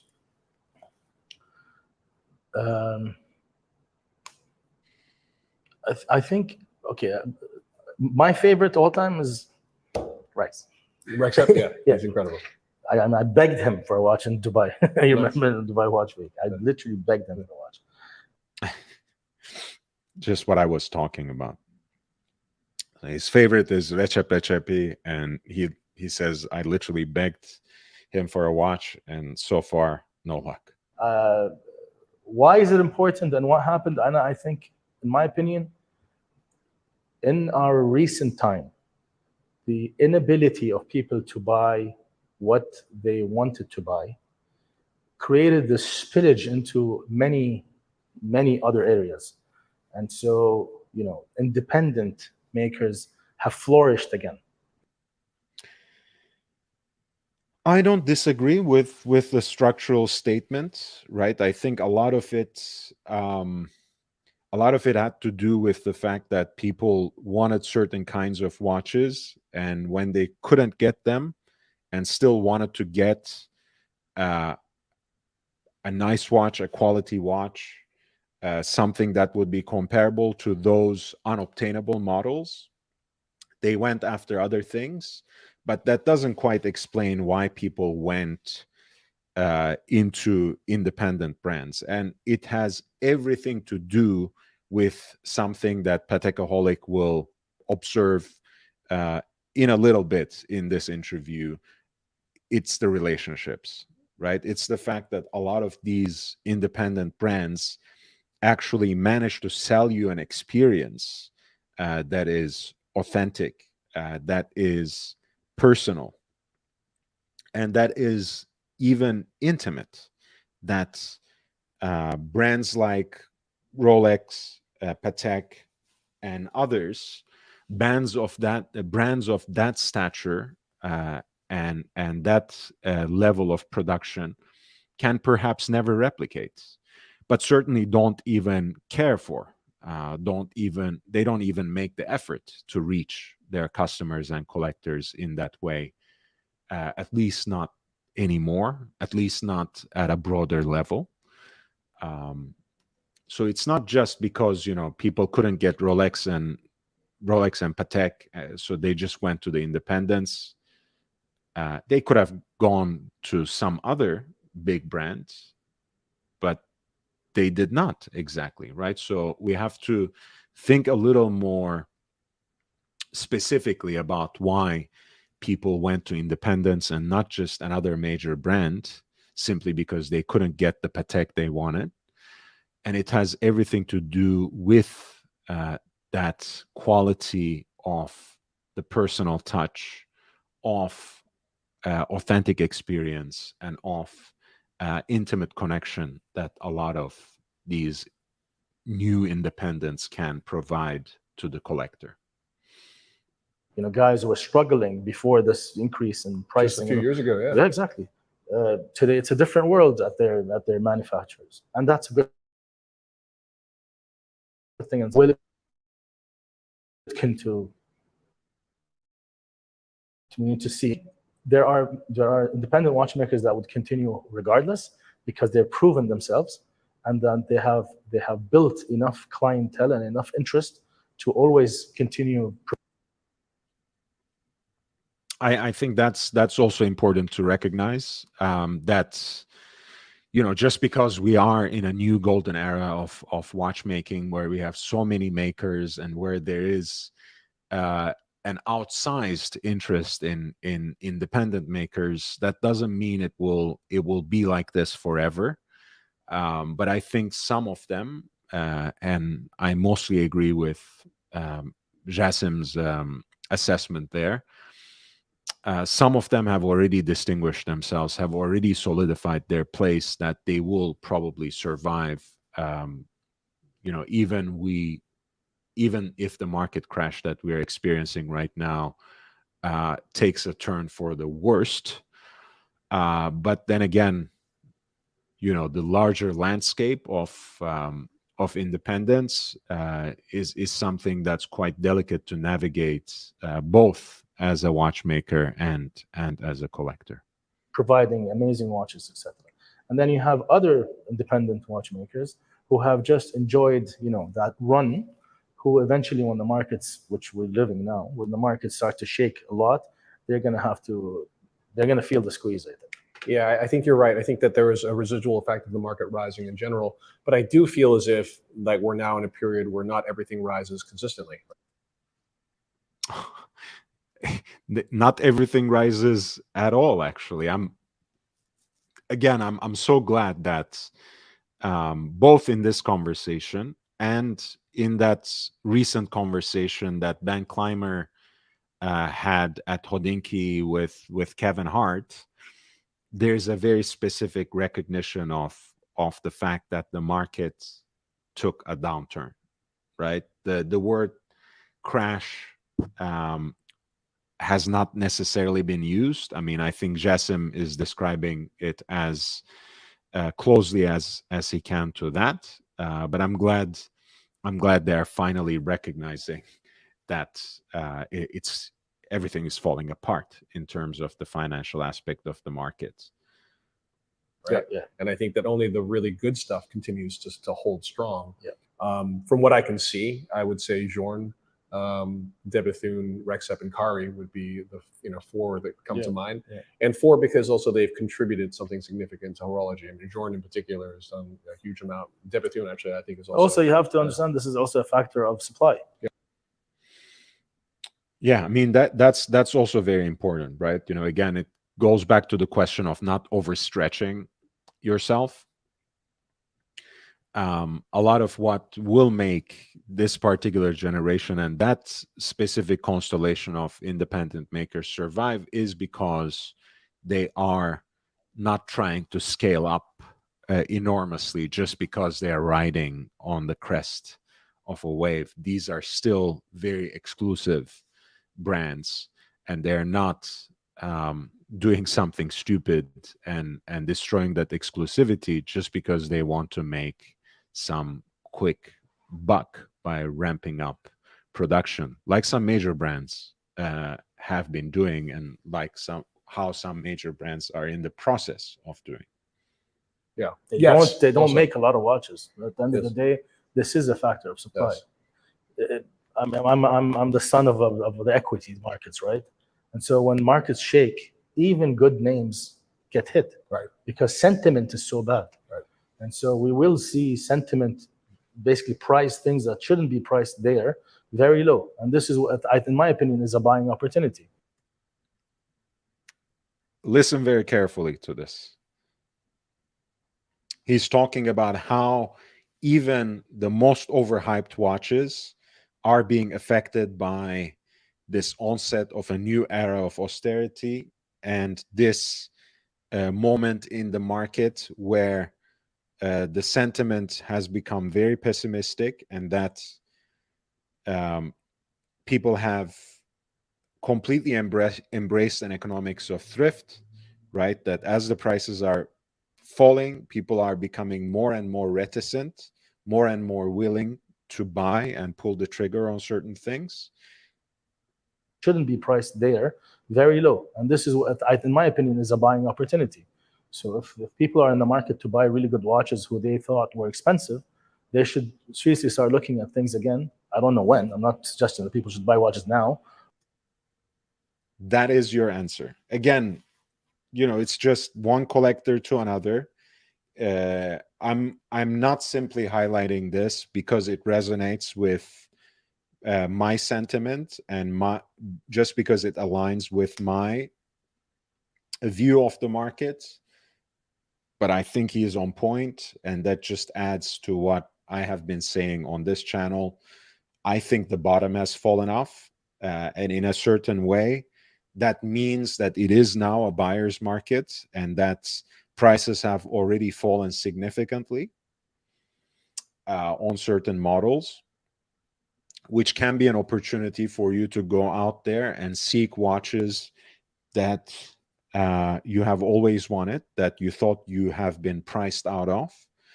And, if it's a watch that you have always wanted, if it is now within reach, within an easy reach of the means of your budget, go ahead. But, I think the fact remains that people don't know how far, how much lower things can go, and it can always get much lower. So it's important to recognize that. It's important to understand that one, we don't know how far these things go.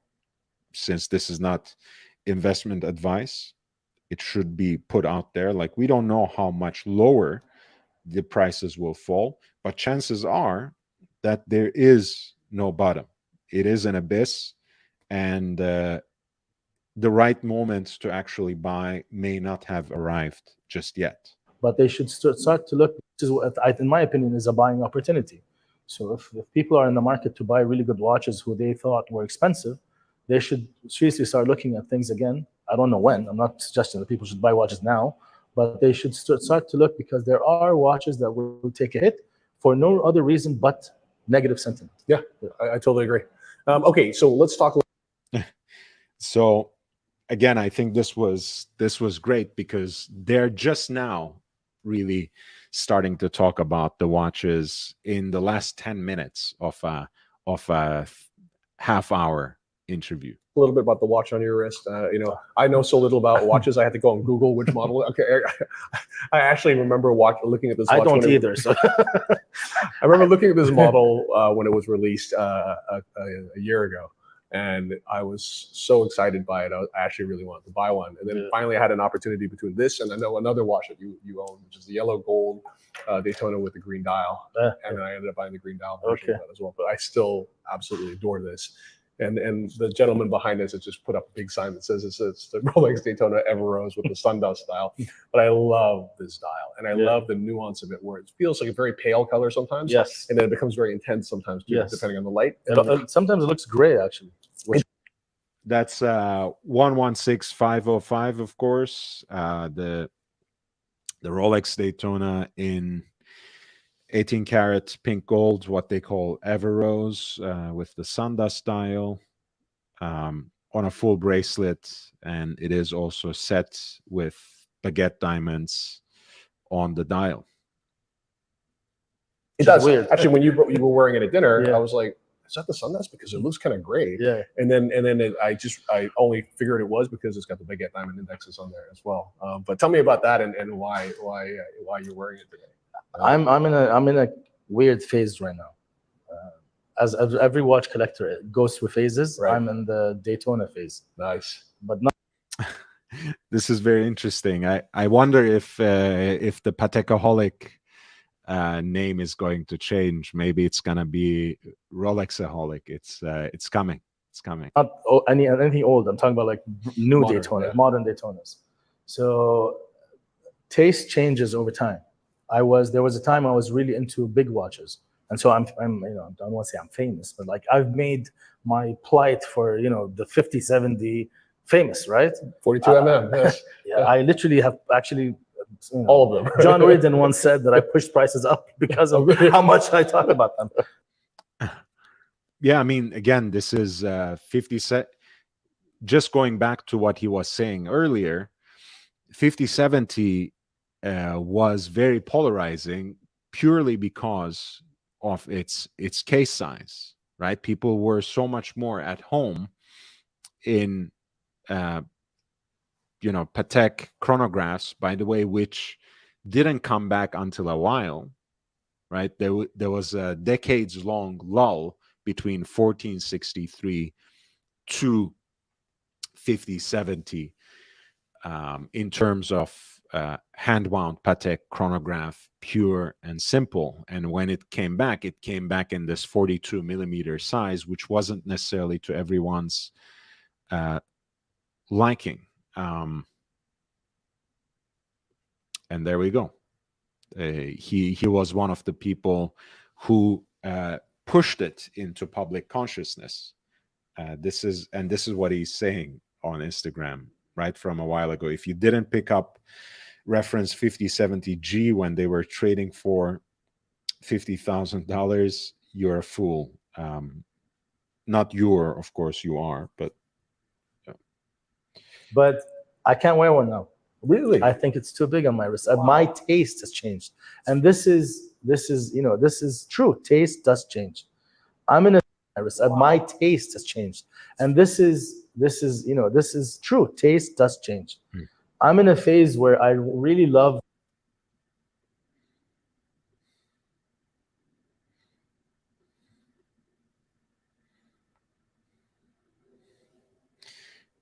Yeah, this is a good moment again.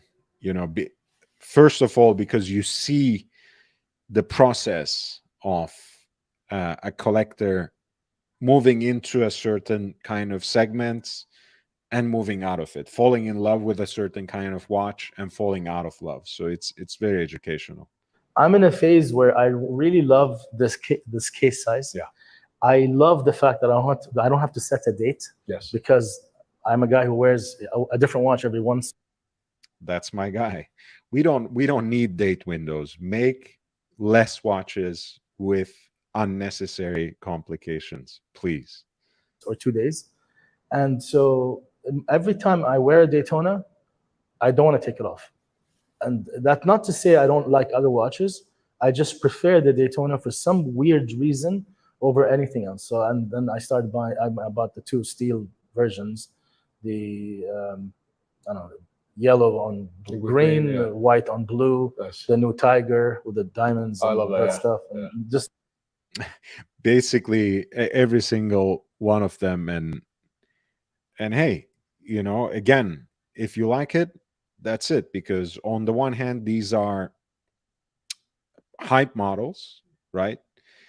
In stainless steel in whatever dial combination, or the two gold ones that in fact John Mayer made famous, right? The 116508 and 116509.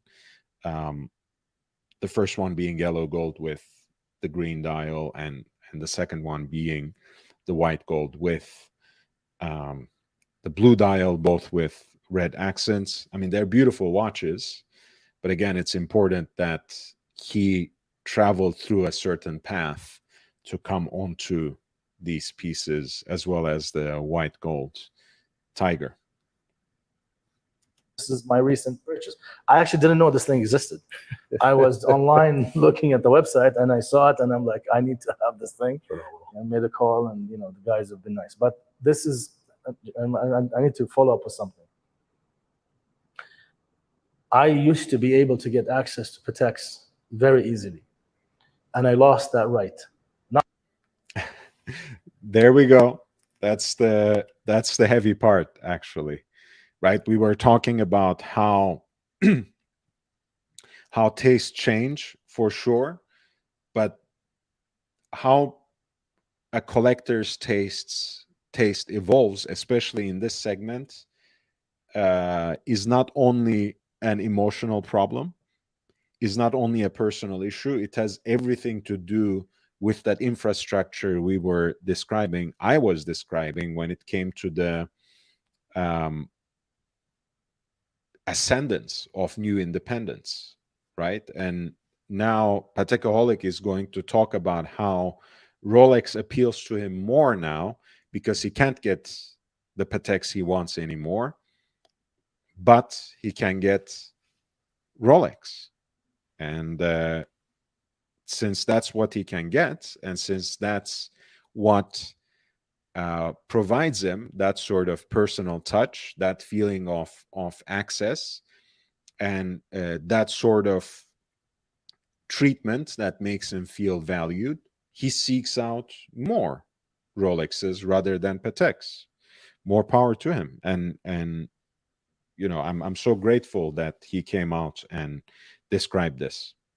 Again, we should call him Rolexaholic now rather than Patekaholic. No, I didn't lose that right because I made anything wrong, but my buying was mainly in my country, and I moved to Tiffany because I had access to Tiffany and I was getting allocations. I was a good client to them. That have ceased, and so when I came back to start buying again, I've lost my my status, right? Yeah, that's really sad. I mean, I'm not laughing because it's funny, but because of how fickle this can be when it comes to major brands, right? That suddenly you were buying Patek watches in Kuwait, and because you gained access at Tiffany's, you went through that, which by all means, I mean, it's almost I mean, it's you can't miss that kind of opportunity, right? Every collector knows how much that core signature commands. It's a no-brainer. But then suddenly, LVMH swoops in, and Tiffany is now owned by a luxury conglomerate that wants to rearrange and rethink that relationship and make it maybe even more exclusive or directed towards a different kind of clientele. And suddenly you don't have access. That's why people at a certain segment of the market prefer independence, because they know that with that personal relationship, which of course it's not timeless, it's not immortal, it's not unchangeable, that can change too, but that ease of being able to talk to a specific person for a brand of a watch that has the name of that person, of a person who is just 1 degree of separation away from the person you are talking to, makes that relationship much more meaningful, makes that relationship feel much more solid and tangible, makes that relationship feel that it is something that you can build on, that you can cherish from a human perspective, and that kind of access won't be easily taken from you just because someone is no longer employed by a company anymore, just because they have been just bought up by someone. The entire executive class has been fired and changed.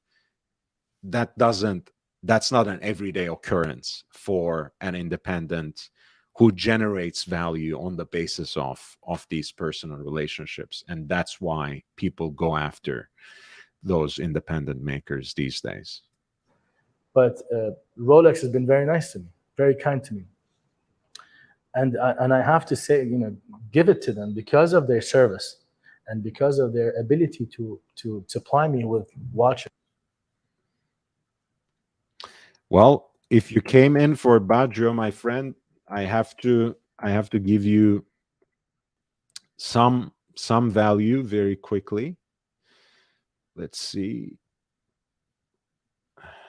Yes, we're talking about this picture. His birthday was yesterday, 56 years old. He's wearing a Rolex Daytona, probably a 16528, but certainly one in 18 karat yellow gold with a white dial that he wears on a leather strap. And just as a learning, as an occasion for learning, I was talking about how one of his personal stainless steel Daytonas cropped up in an auction at an house that was based in Milan, Italy, and that sold for 20,000 euro in October 2021. So, as long as you broaden your horizons, there's so much out there, that has value, that has even a certain kind of provenance. And those watches don't necessarily have to break the bank. All right.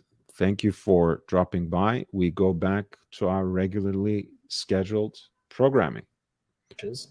My love for Rolex, my appreciation for my Rolex, and my dedication in the long term for Rolex has immensely changed. Of course. So, yeah, you see, so no one is above falling for, and I'm not using this term in a negative fashion, falling for that sort of personal touch, that sort of dedicated attention, that sort of access that is provided to you. And if you are getting this from Rolex at this point through a specific sales associate or through another kind of relationship, if you are getting that rather from an independent maker, you will seek that precisely because what you want in a watch is not just something cool to wear, not just something that has history, but something that has this kind of human value and human connection that sometimes transcend both history and horology. And a lot of the independents that they have named in this conversation, FB Jean, Kari Voutilainen, De Bethune, I would certainly add, they have also named Recep Recepi. I would certainly add people like Romain Gauthier to this group. I would certainly add Chapek, even though for whatever reason they seem to catch a lot of flack and don't necessarily receive the recognition that they deserve. But anyway, it's there, and that's what turns a lot of people towards these ascendant independent makers. So now, Yeah. even if the tech comes and offers me maybe 3 watches that I would buy previously, all of them, today I might only take one. Right. You know what I mean? Yeah, I mean, you have to have proximity to something in order to truly love it, right? Exactly. I mean, that's just very natural. Exactly. Okay, that's very cool. Someone has to fuel the drug. You know what I mean? Absolutely. Okay, so let's go back for a second to the fact that you find the 5070 a little bit too big, Yeah. because you were the guy who put the 5070 on the map, right? Yeah. You know, that was, I remember you also talking about this when your interview with Ben. That was your most significant purchase at the time. Yeah. Then you collected all of the different references, and you have an incredibly rare 5071, which is the gem set Yeah. version of that watch as Yes. well. And then there was even. Oh, I think my connection is crapping out on me, but they were going back to Jassim Azraï's Patekaholics passion for the 5070 and even the 5071 that was displayed there. Different references, and you have an incredibly rare 5071, which is the gem set Yeah. version of that watch as Yes. well. And then there was even. Oh. All right. I think we will have a lull here. I will have to restart, but I will be right back. You might see a blank screen. Don't despair. I'll be back in less than 5 minutes.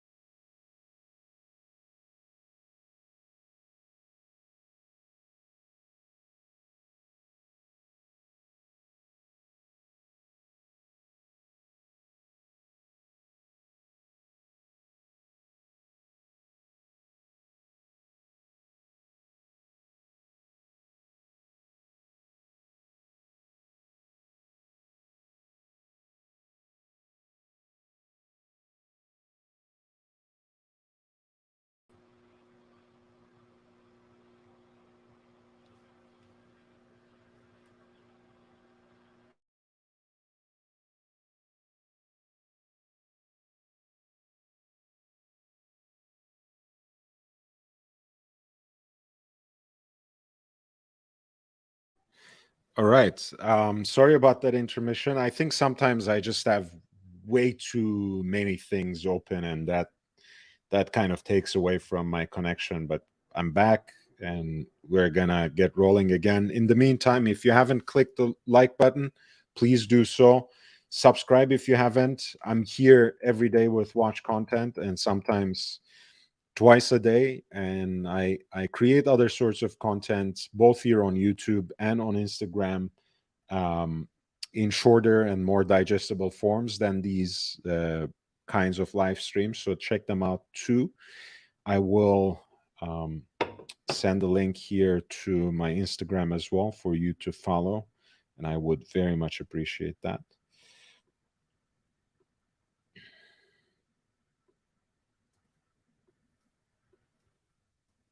And thank you for your patience.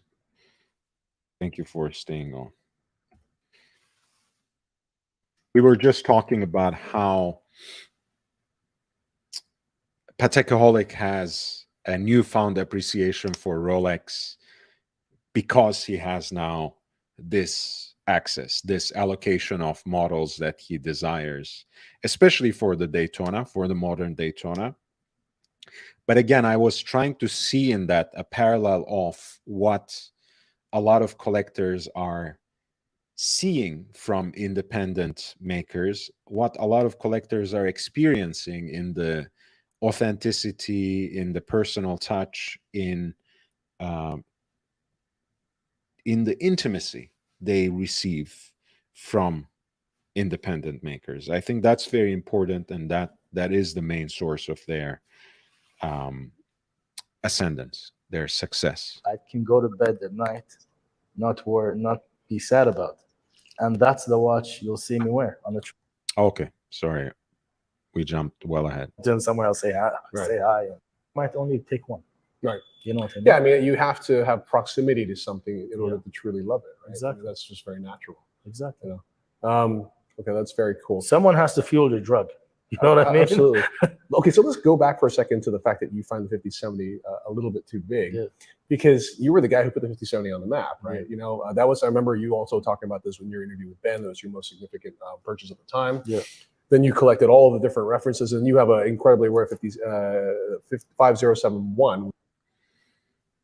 So that's very interesting, and I think that's a great point of realizing how not only trends in the market more broadly change, but our personal tastes will change too. And this is a great example of that, where one of the people who put 5070 on the mainstream map for collectors now thinks it's a watch that looks too big on his wrist because it's 42M, whereas you have in the Daytona something that basically scales 33, depends on how you 38 millimeters, depends on how you measure it, but it's certainly right under 40, which is the gem set Yeah. version of that watch as Yes. well.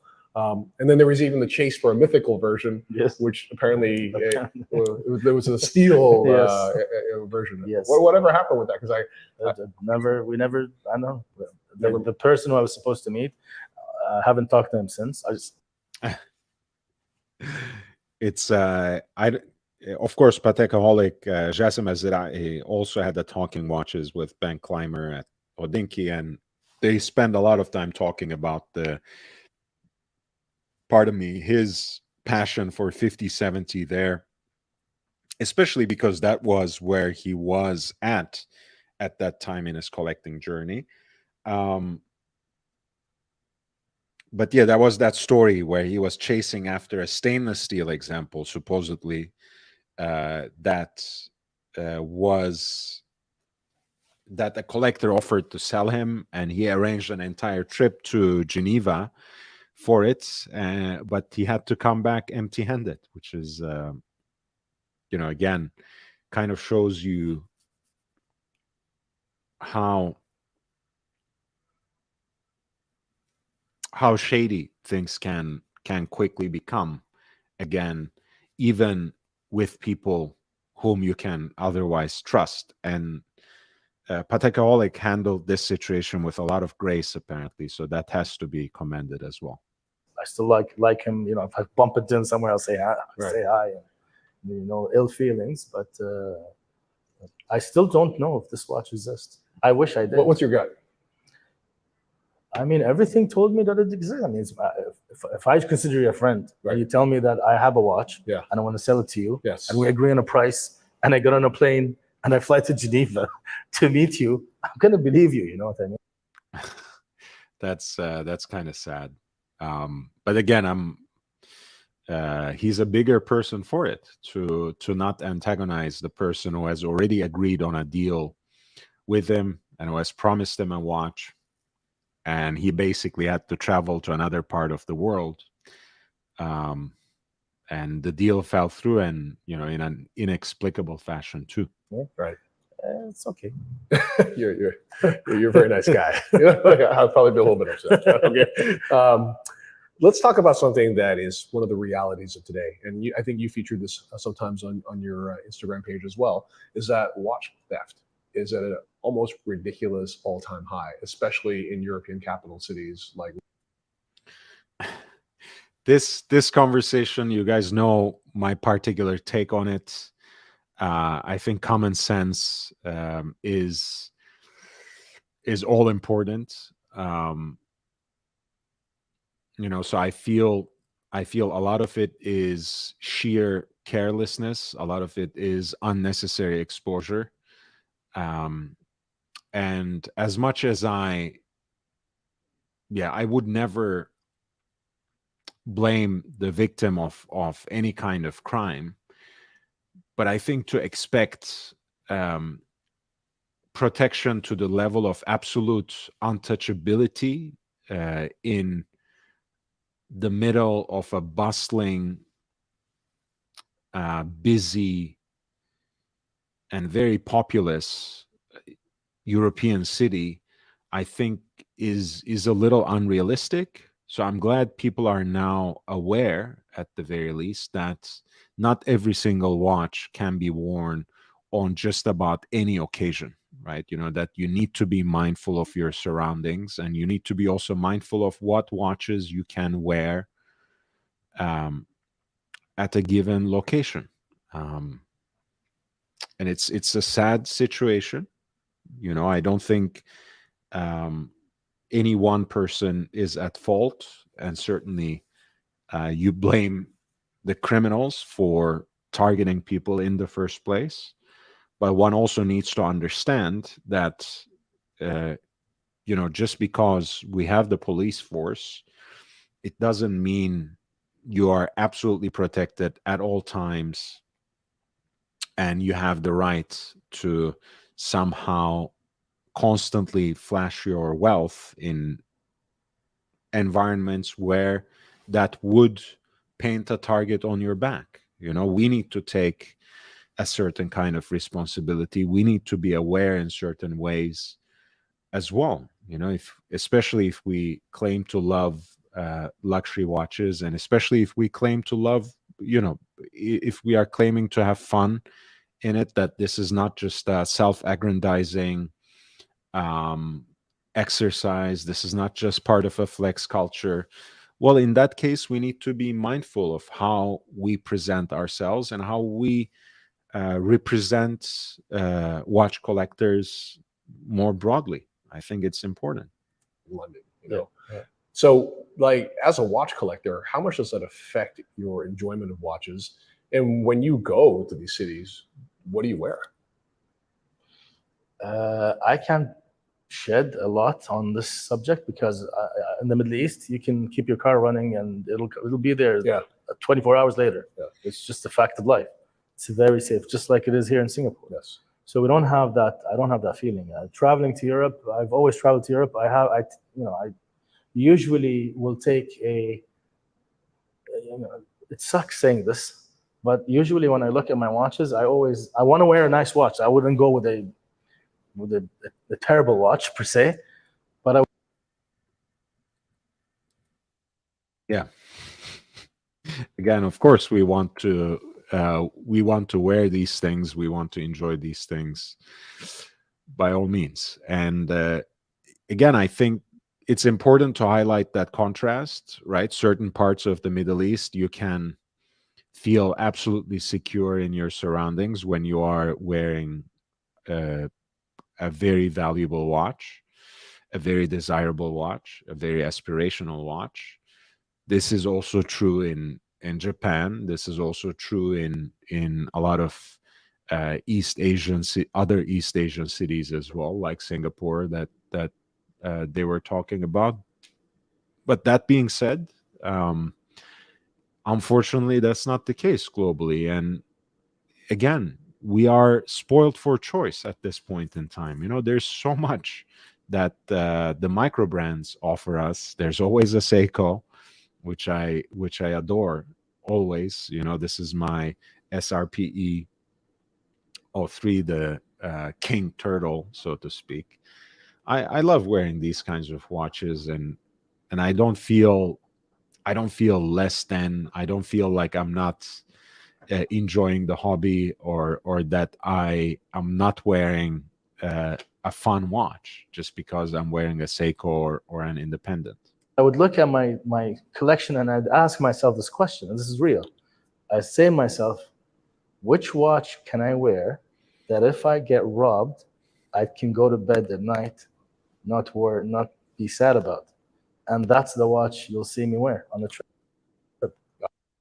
Well, I honestly, I don't actually have a watch like that. Even if I were robbed of a Seiko, I would still lose sleep over it. But it's good to be at that stage of collecting where you can actually afford to lose certain watches. And of course, there's always insurance. But the idea is actually not to put yourself in a situation where you can expose yourself and your loved ones to a certain threat, to a certain kind of danger. Got it. And I hate that. Yeah. I wish I could wear whatever I want, but unfortunately I can't. And I heard, Geneva was an okay place until last time when I was there, and for a few friends, they're like, it's not worth it. No, it's also, I mean, and again, I'm not trying to make any comment on any Any city, any city, but because of the open borders as Exactly. well, Yeah. people can come from anywhere. And Geneva, you're right, used to be safe, but it's not really that There's safe. some very scary stories that happen. Yeah, definitely. Yeah, it's a difficult situation. I feel for everyone who finds themselves in that sort of situation, under that kind of threat. I hope it never happens to anyone who's listening right now, who is in the audience. Please hit the like button, as I just did here. It really helps, and it's absolutely essential for me, because I'm still small potatoes. I'm trying to reach that 5,000 subscriber level. So please hit the like button, subscribe if you haven't, and share far and wide. I also have a lot of bite-sized content, so if you can send that to your friends, if you can tell your friends about it, that would be much appreciated. Well, okay. One solution in a way is a brand that you and I both love, Baltic. Right? Yeah. Right. And that's not. And Etienne, if you're watching, this is not that I'm suggesting anyone go out and steal a Baltic, and not that I would be upset if my Baltic gets stolen, because I'd be very upset. Yeah. But you are able to walk around these cities without being stressed, without having anxiety, and at the same time, the Baltic is a phenomenal watch. But you know why?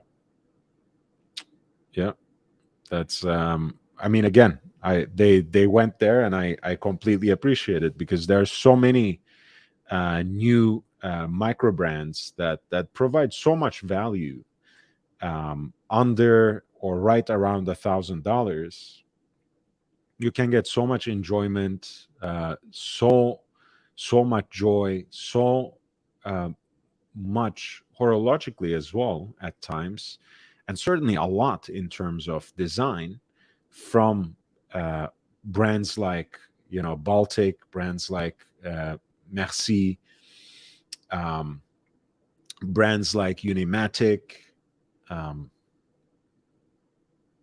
there's so much value there that it is not necessarily lamentable that a broader sweep of collectors wear these watches, at least for certain occasions.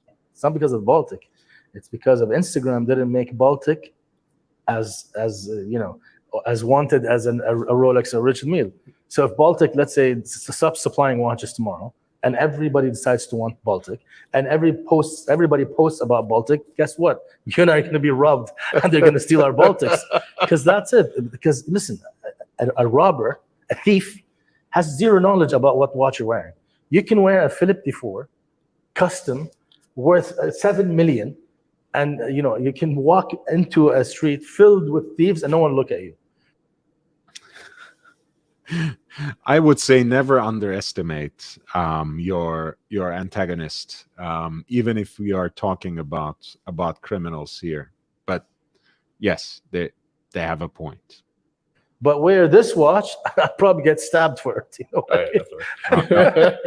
God forbid. I mean, you're right. It is exceptional in the Middle East and in Singapore, where you could probably take your watch and my watch and use them to hold our places in Starbucks. Yeah. Right? Like you just put them on the counter. Yeah. Because people do that all the time. But at the same time, there is a little bit of an apprehension when we're traveling in Europe now as well. Okay. And I think it's partly because of that contrast, right? I learned always, growing up or coming of age really in New York, and spending a significant amount of my life in Los Angeles now, I've learned to mind my surroundings very early on. I've learned to exercise that measure of common sense so early on, that it again, it's one of those things that you have to learn to navigate, unfortunately, and it is a lamentable situation. But I actually never had the ease that they are talking about with my possessions, that I would not think twice about what I'm wearing and how that might actually expose me, how that might be painting a target on my back. So it's a different mindset. Thoughts on the Moonswatch? On the Moonswatch. Oh, Jesus. I haven't bought a single one. I Really? wanted one. I want one, and I don't know how to get one. I honestly want a watch. I do not know to this day how to get a watch. Yeah. Again, if you have been watching this channel for a while, you know that I'm not a big fan, and that as much as I appreciate the marketing ploy, I'm not quite convinced of any positive gains in the long term, because again, that's how I look. That's what I look at. I look at Omega as an heritage brand. So for me, the things that they are doing now and that they have always been pioneering in terms of silicon hairsprings and the new Spirit system, that's incredibly important and very valuable. These kinds of games that has gone on around the Moonswatch, I'm not impressed. I'm not sure. Yes, if they have really sold more than 1 million, if only a small fraction of them will end up buying Omega, that would be a positive gain for them. But to me, the Moonswatch is not actually representative of Omega, and I hope not, because it's a very low quality product when it comes down to it. It is representative of Swatch, so it will probably gain more customers for Swatch, and I hope it doesn't do too much damage to Omega, because that's a valuable brand for horology, for Swiss watches, period. All right, I'll get you one. Okay, cool. Not saying that I have any special pull, but I tried. Well, I but I'm very patient. I walked into 2 stores, Yes. actually 3 stores in 3 different countries, and Right. they all said no. Well, they don't have them. In 3 different times, when it was very popular, less popular, were supposed to be available, found them. I love the move from a marketing perspective, Right. because even non-watch lovers, even non-Swatch lovers, and even non-Omega lovers started wearing the watch. Oh yeah. And let's assume 1 million watches are worn. If you can take a conversion of 1%, that's enough watches that Omega or Swatch can sell. Yeah, I mean, that's a point well taken. And if the recent influx of Moon swatches in consignment stores such as the Real Real are any indication, that they have reached a segment of the population who is not necessarily enthusiastic about wristwatches as such, but who are certainly hype beasts who follow certain kinds of trends. And they seem to be cycling out of it now, even though those watches on the secondary market are still listed at a premium, even though they should be otherwise available by now. Of their own brands. And so from a marketing perspective, it's amazing. It's an act of absolute genius. You know? Genius. And I love the fact that it's because it's so democratic in terms of its price. Yeah. Like you saw Daniel Craig recently was wearing one. Yeah, You know, exactly. he was wearing a Neptune. Exactly. Exactly. And I think you posted on the Uranus, Yeah. and as the watch that everyone who's going to London will be wearing as well. But I Okay. love that. Okay, so because that's the Arab thing now. oh, is it really? Yeah, everybody will ship their super fast Ferrari, but they'll wear And a their Bugatti. Omega. I was like, seriously? Okay, maybe the last question I want to ask you about is you posted, you sent me an image of a watch that you're like, okay, I really love this. It's Omega Speedmaster. I believe it's rose gold speedy with rubies. Rubies. That's Tell why me- I was talking to Sam last night. Right. So I'm going to go to Omega. I'm going to go be seeing my friend Randall Eichmann. Randall, I'm going to be asking on behalf of Jassim for this watch for him, who incidentally is a great collector and definitely deserves it. But tell me why you love that watch. This is, by the way, again, this is a genre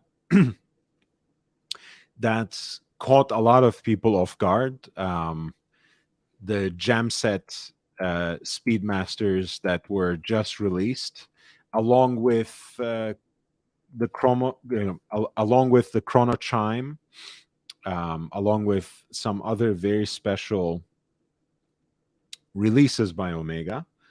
And again, they have been kind of controversial, but people seem to like them. They seem to appeal to a certain segment of collector, and they will talk a little bit about how Horology Ancienne really argued on the behalf of these Jam Set Omega Speedmasters, especially about the example that has blue sapphires and the white dial. But they're now talking about the pink gold example that has a bezel set with rubies. I love the Speedmaster regardless, but that combination reminds me so much of the beauty of the chocolate dial mixed with that ruby, and we first saw that on a 5723. To this day, that combination is a killer. But to see it now on a Speedmaster, Right, on that tapered the bracelet, Yeah. on a chocolate dial with the markers and the huge, amazing baguette. Oh my God! You should talk to Sammy. well, I I've remember nagged. He has the. Yeah, let's take a look at some of those pieces that have been just released. It's they're talking about this particular genre, right? The white gold with white.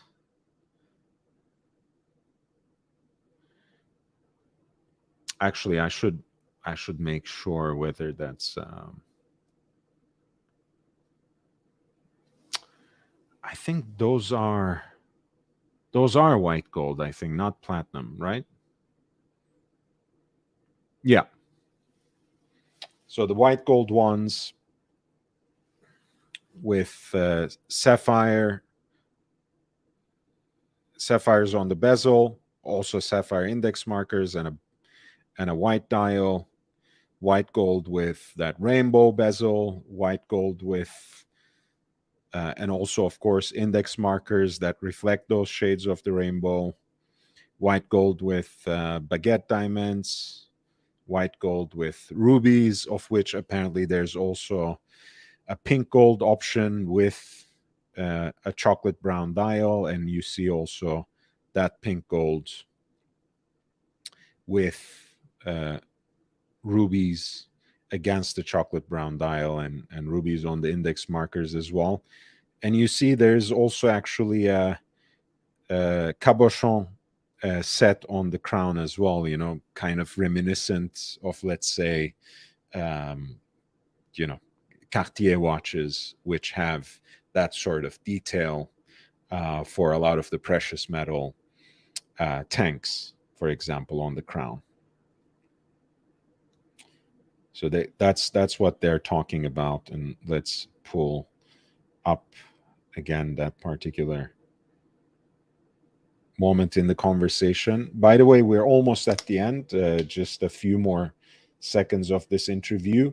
I think I'm going to take a break here in a little bit. I will come back in about, let's say, 4 hours for the late show.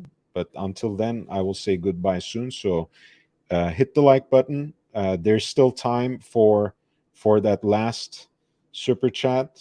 If you would like to squeeze in a super chat and get in on the action for the raffle, feel free. We do have already 2 participants for first and last, but you can still lay a claim to that second spot and get a number for the raffle. But this is the last gasp, basically. Again, oh my God, you should talk to Sam. Nation is a killer.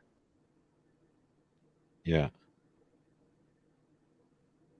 But to see it now on a Speedmaster, the chocolate dial mixed with that ruby, and we first saw that on a 5723. To this day, that combination is a killer. But to see it now on a Speedmaster, Right, on that tapered the bracelet, yeah, on a chocolate dial with the markers and a huge, like, amazing baguette. Oh my God, you should talk to Sammy. well, I I've remember nagged. He has the the white he dial. posted Yeah. the white. Again, you know, it's just me. I don't associate Speedmaster for this kind of treatment necessarily. I understand there is demand for it. I understand there is a lot of interest in these models from a certain segment of collectors. I'd much rather get the stainless steel with caliber 321, but that's just me. At any rate, that's an interesting combination. Certainly looks great for the Patek Philippe Nautilus. And the white gold ones don't look so bad either when it comes to the Omega Speedmasters. But I don't know. Speedmaster in precious metal, for me, it's an interesting genre that I can't really wrap my head around, precisely because it goes against the grain of what I associate with Omega. But then who am I, right? You know, I'm someone who admires the brand from a certain distance. I'm not even an Omega collector, so it is what it is. As a white and dial I with a was sapphire. blown away by that watch. So nice. It was stunning. So nice. So, guys, Jem said Omega Speedmasters. That's it. That's where it's at. Jassim, thank you so much, brother. Thank It you was for an having absolute me. pleasure. Thank you. Bye, guys. Yeah, that was right. They were making fun of the whole idea of influencing the market there. You know, it is what it is. Jamset Speedmasters is going to be where it's at, but this is the watch they were talking about. This is Horology Ancienne, and it has a exposition of every single one of them.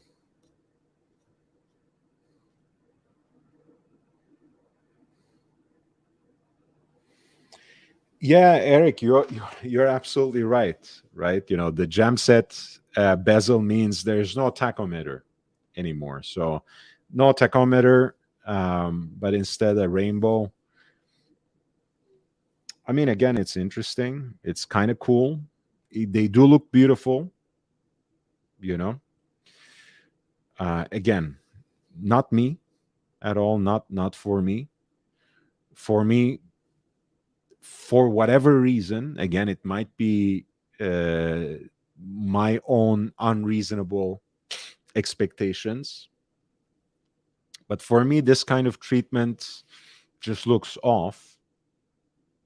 But then again, and what Eric said has a lot to do with it, right? This is a chronograph. It's supposed to embody a certain kind of utility, even if that kind of use has fallen out of fashion, so to speak. But hey, it's certainly very, very interesting for a lot of people.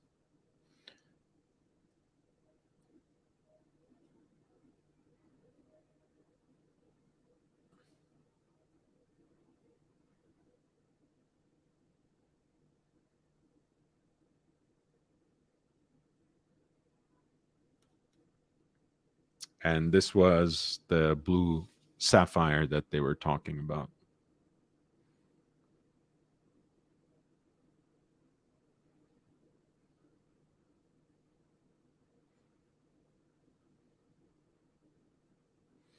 And the father and son duo behind Horology Ancienne has received basically a full set of these, the 5 in white gold, and I think the 4 in white gold and 1 in rose gold.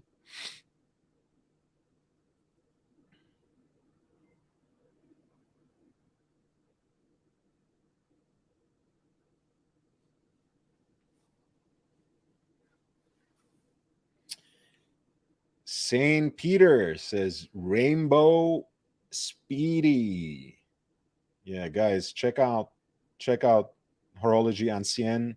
They have already posted 4 of that 5-piece set that I just shared earlier. I think they're only slightly I think they are going to post that other one quite soon as well, since they have that 5-piece set.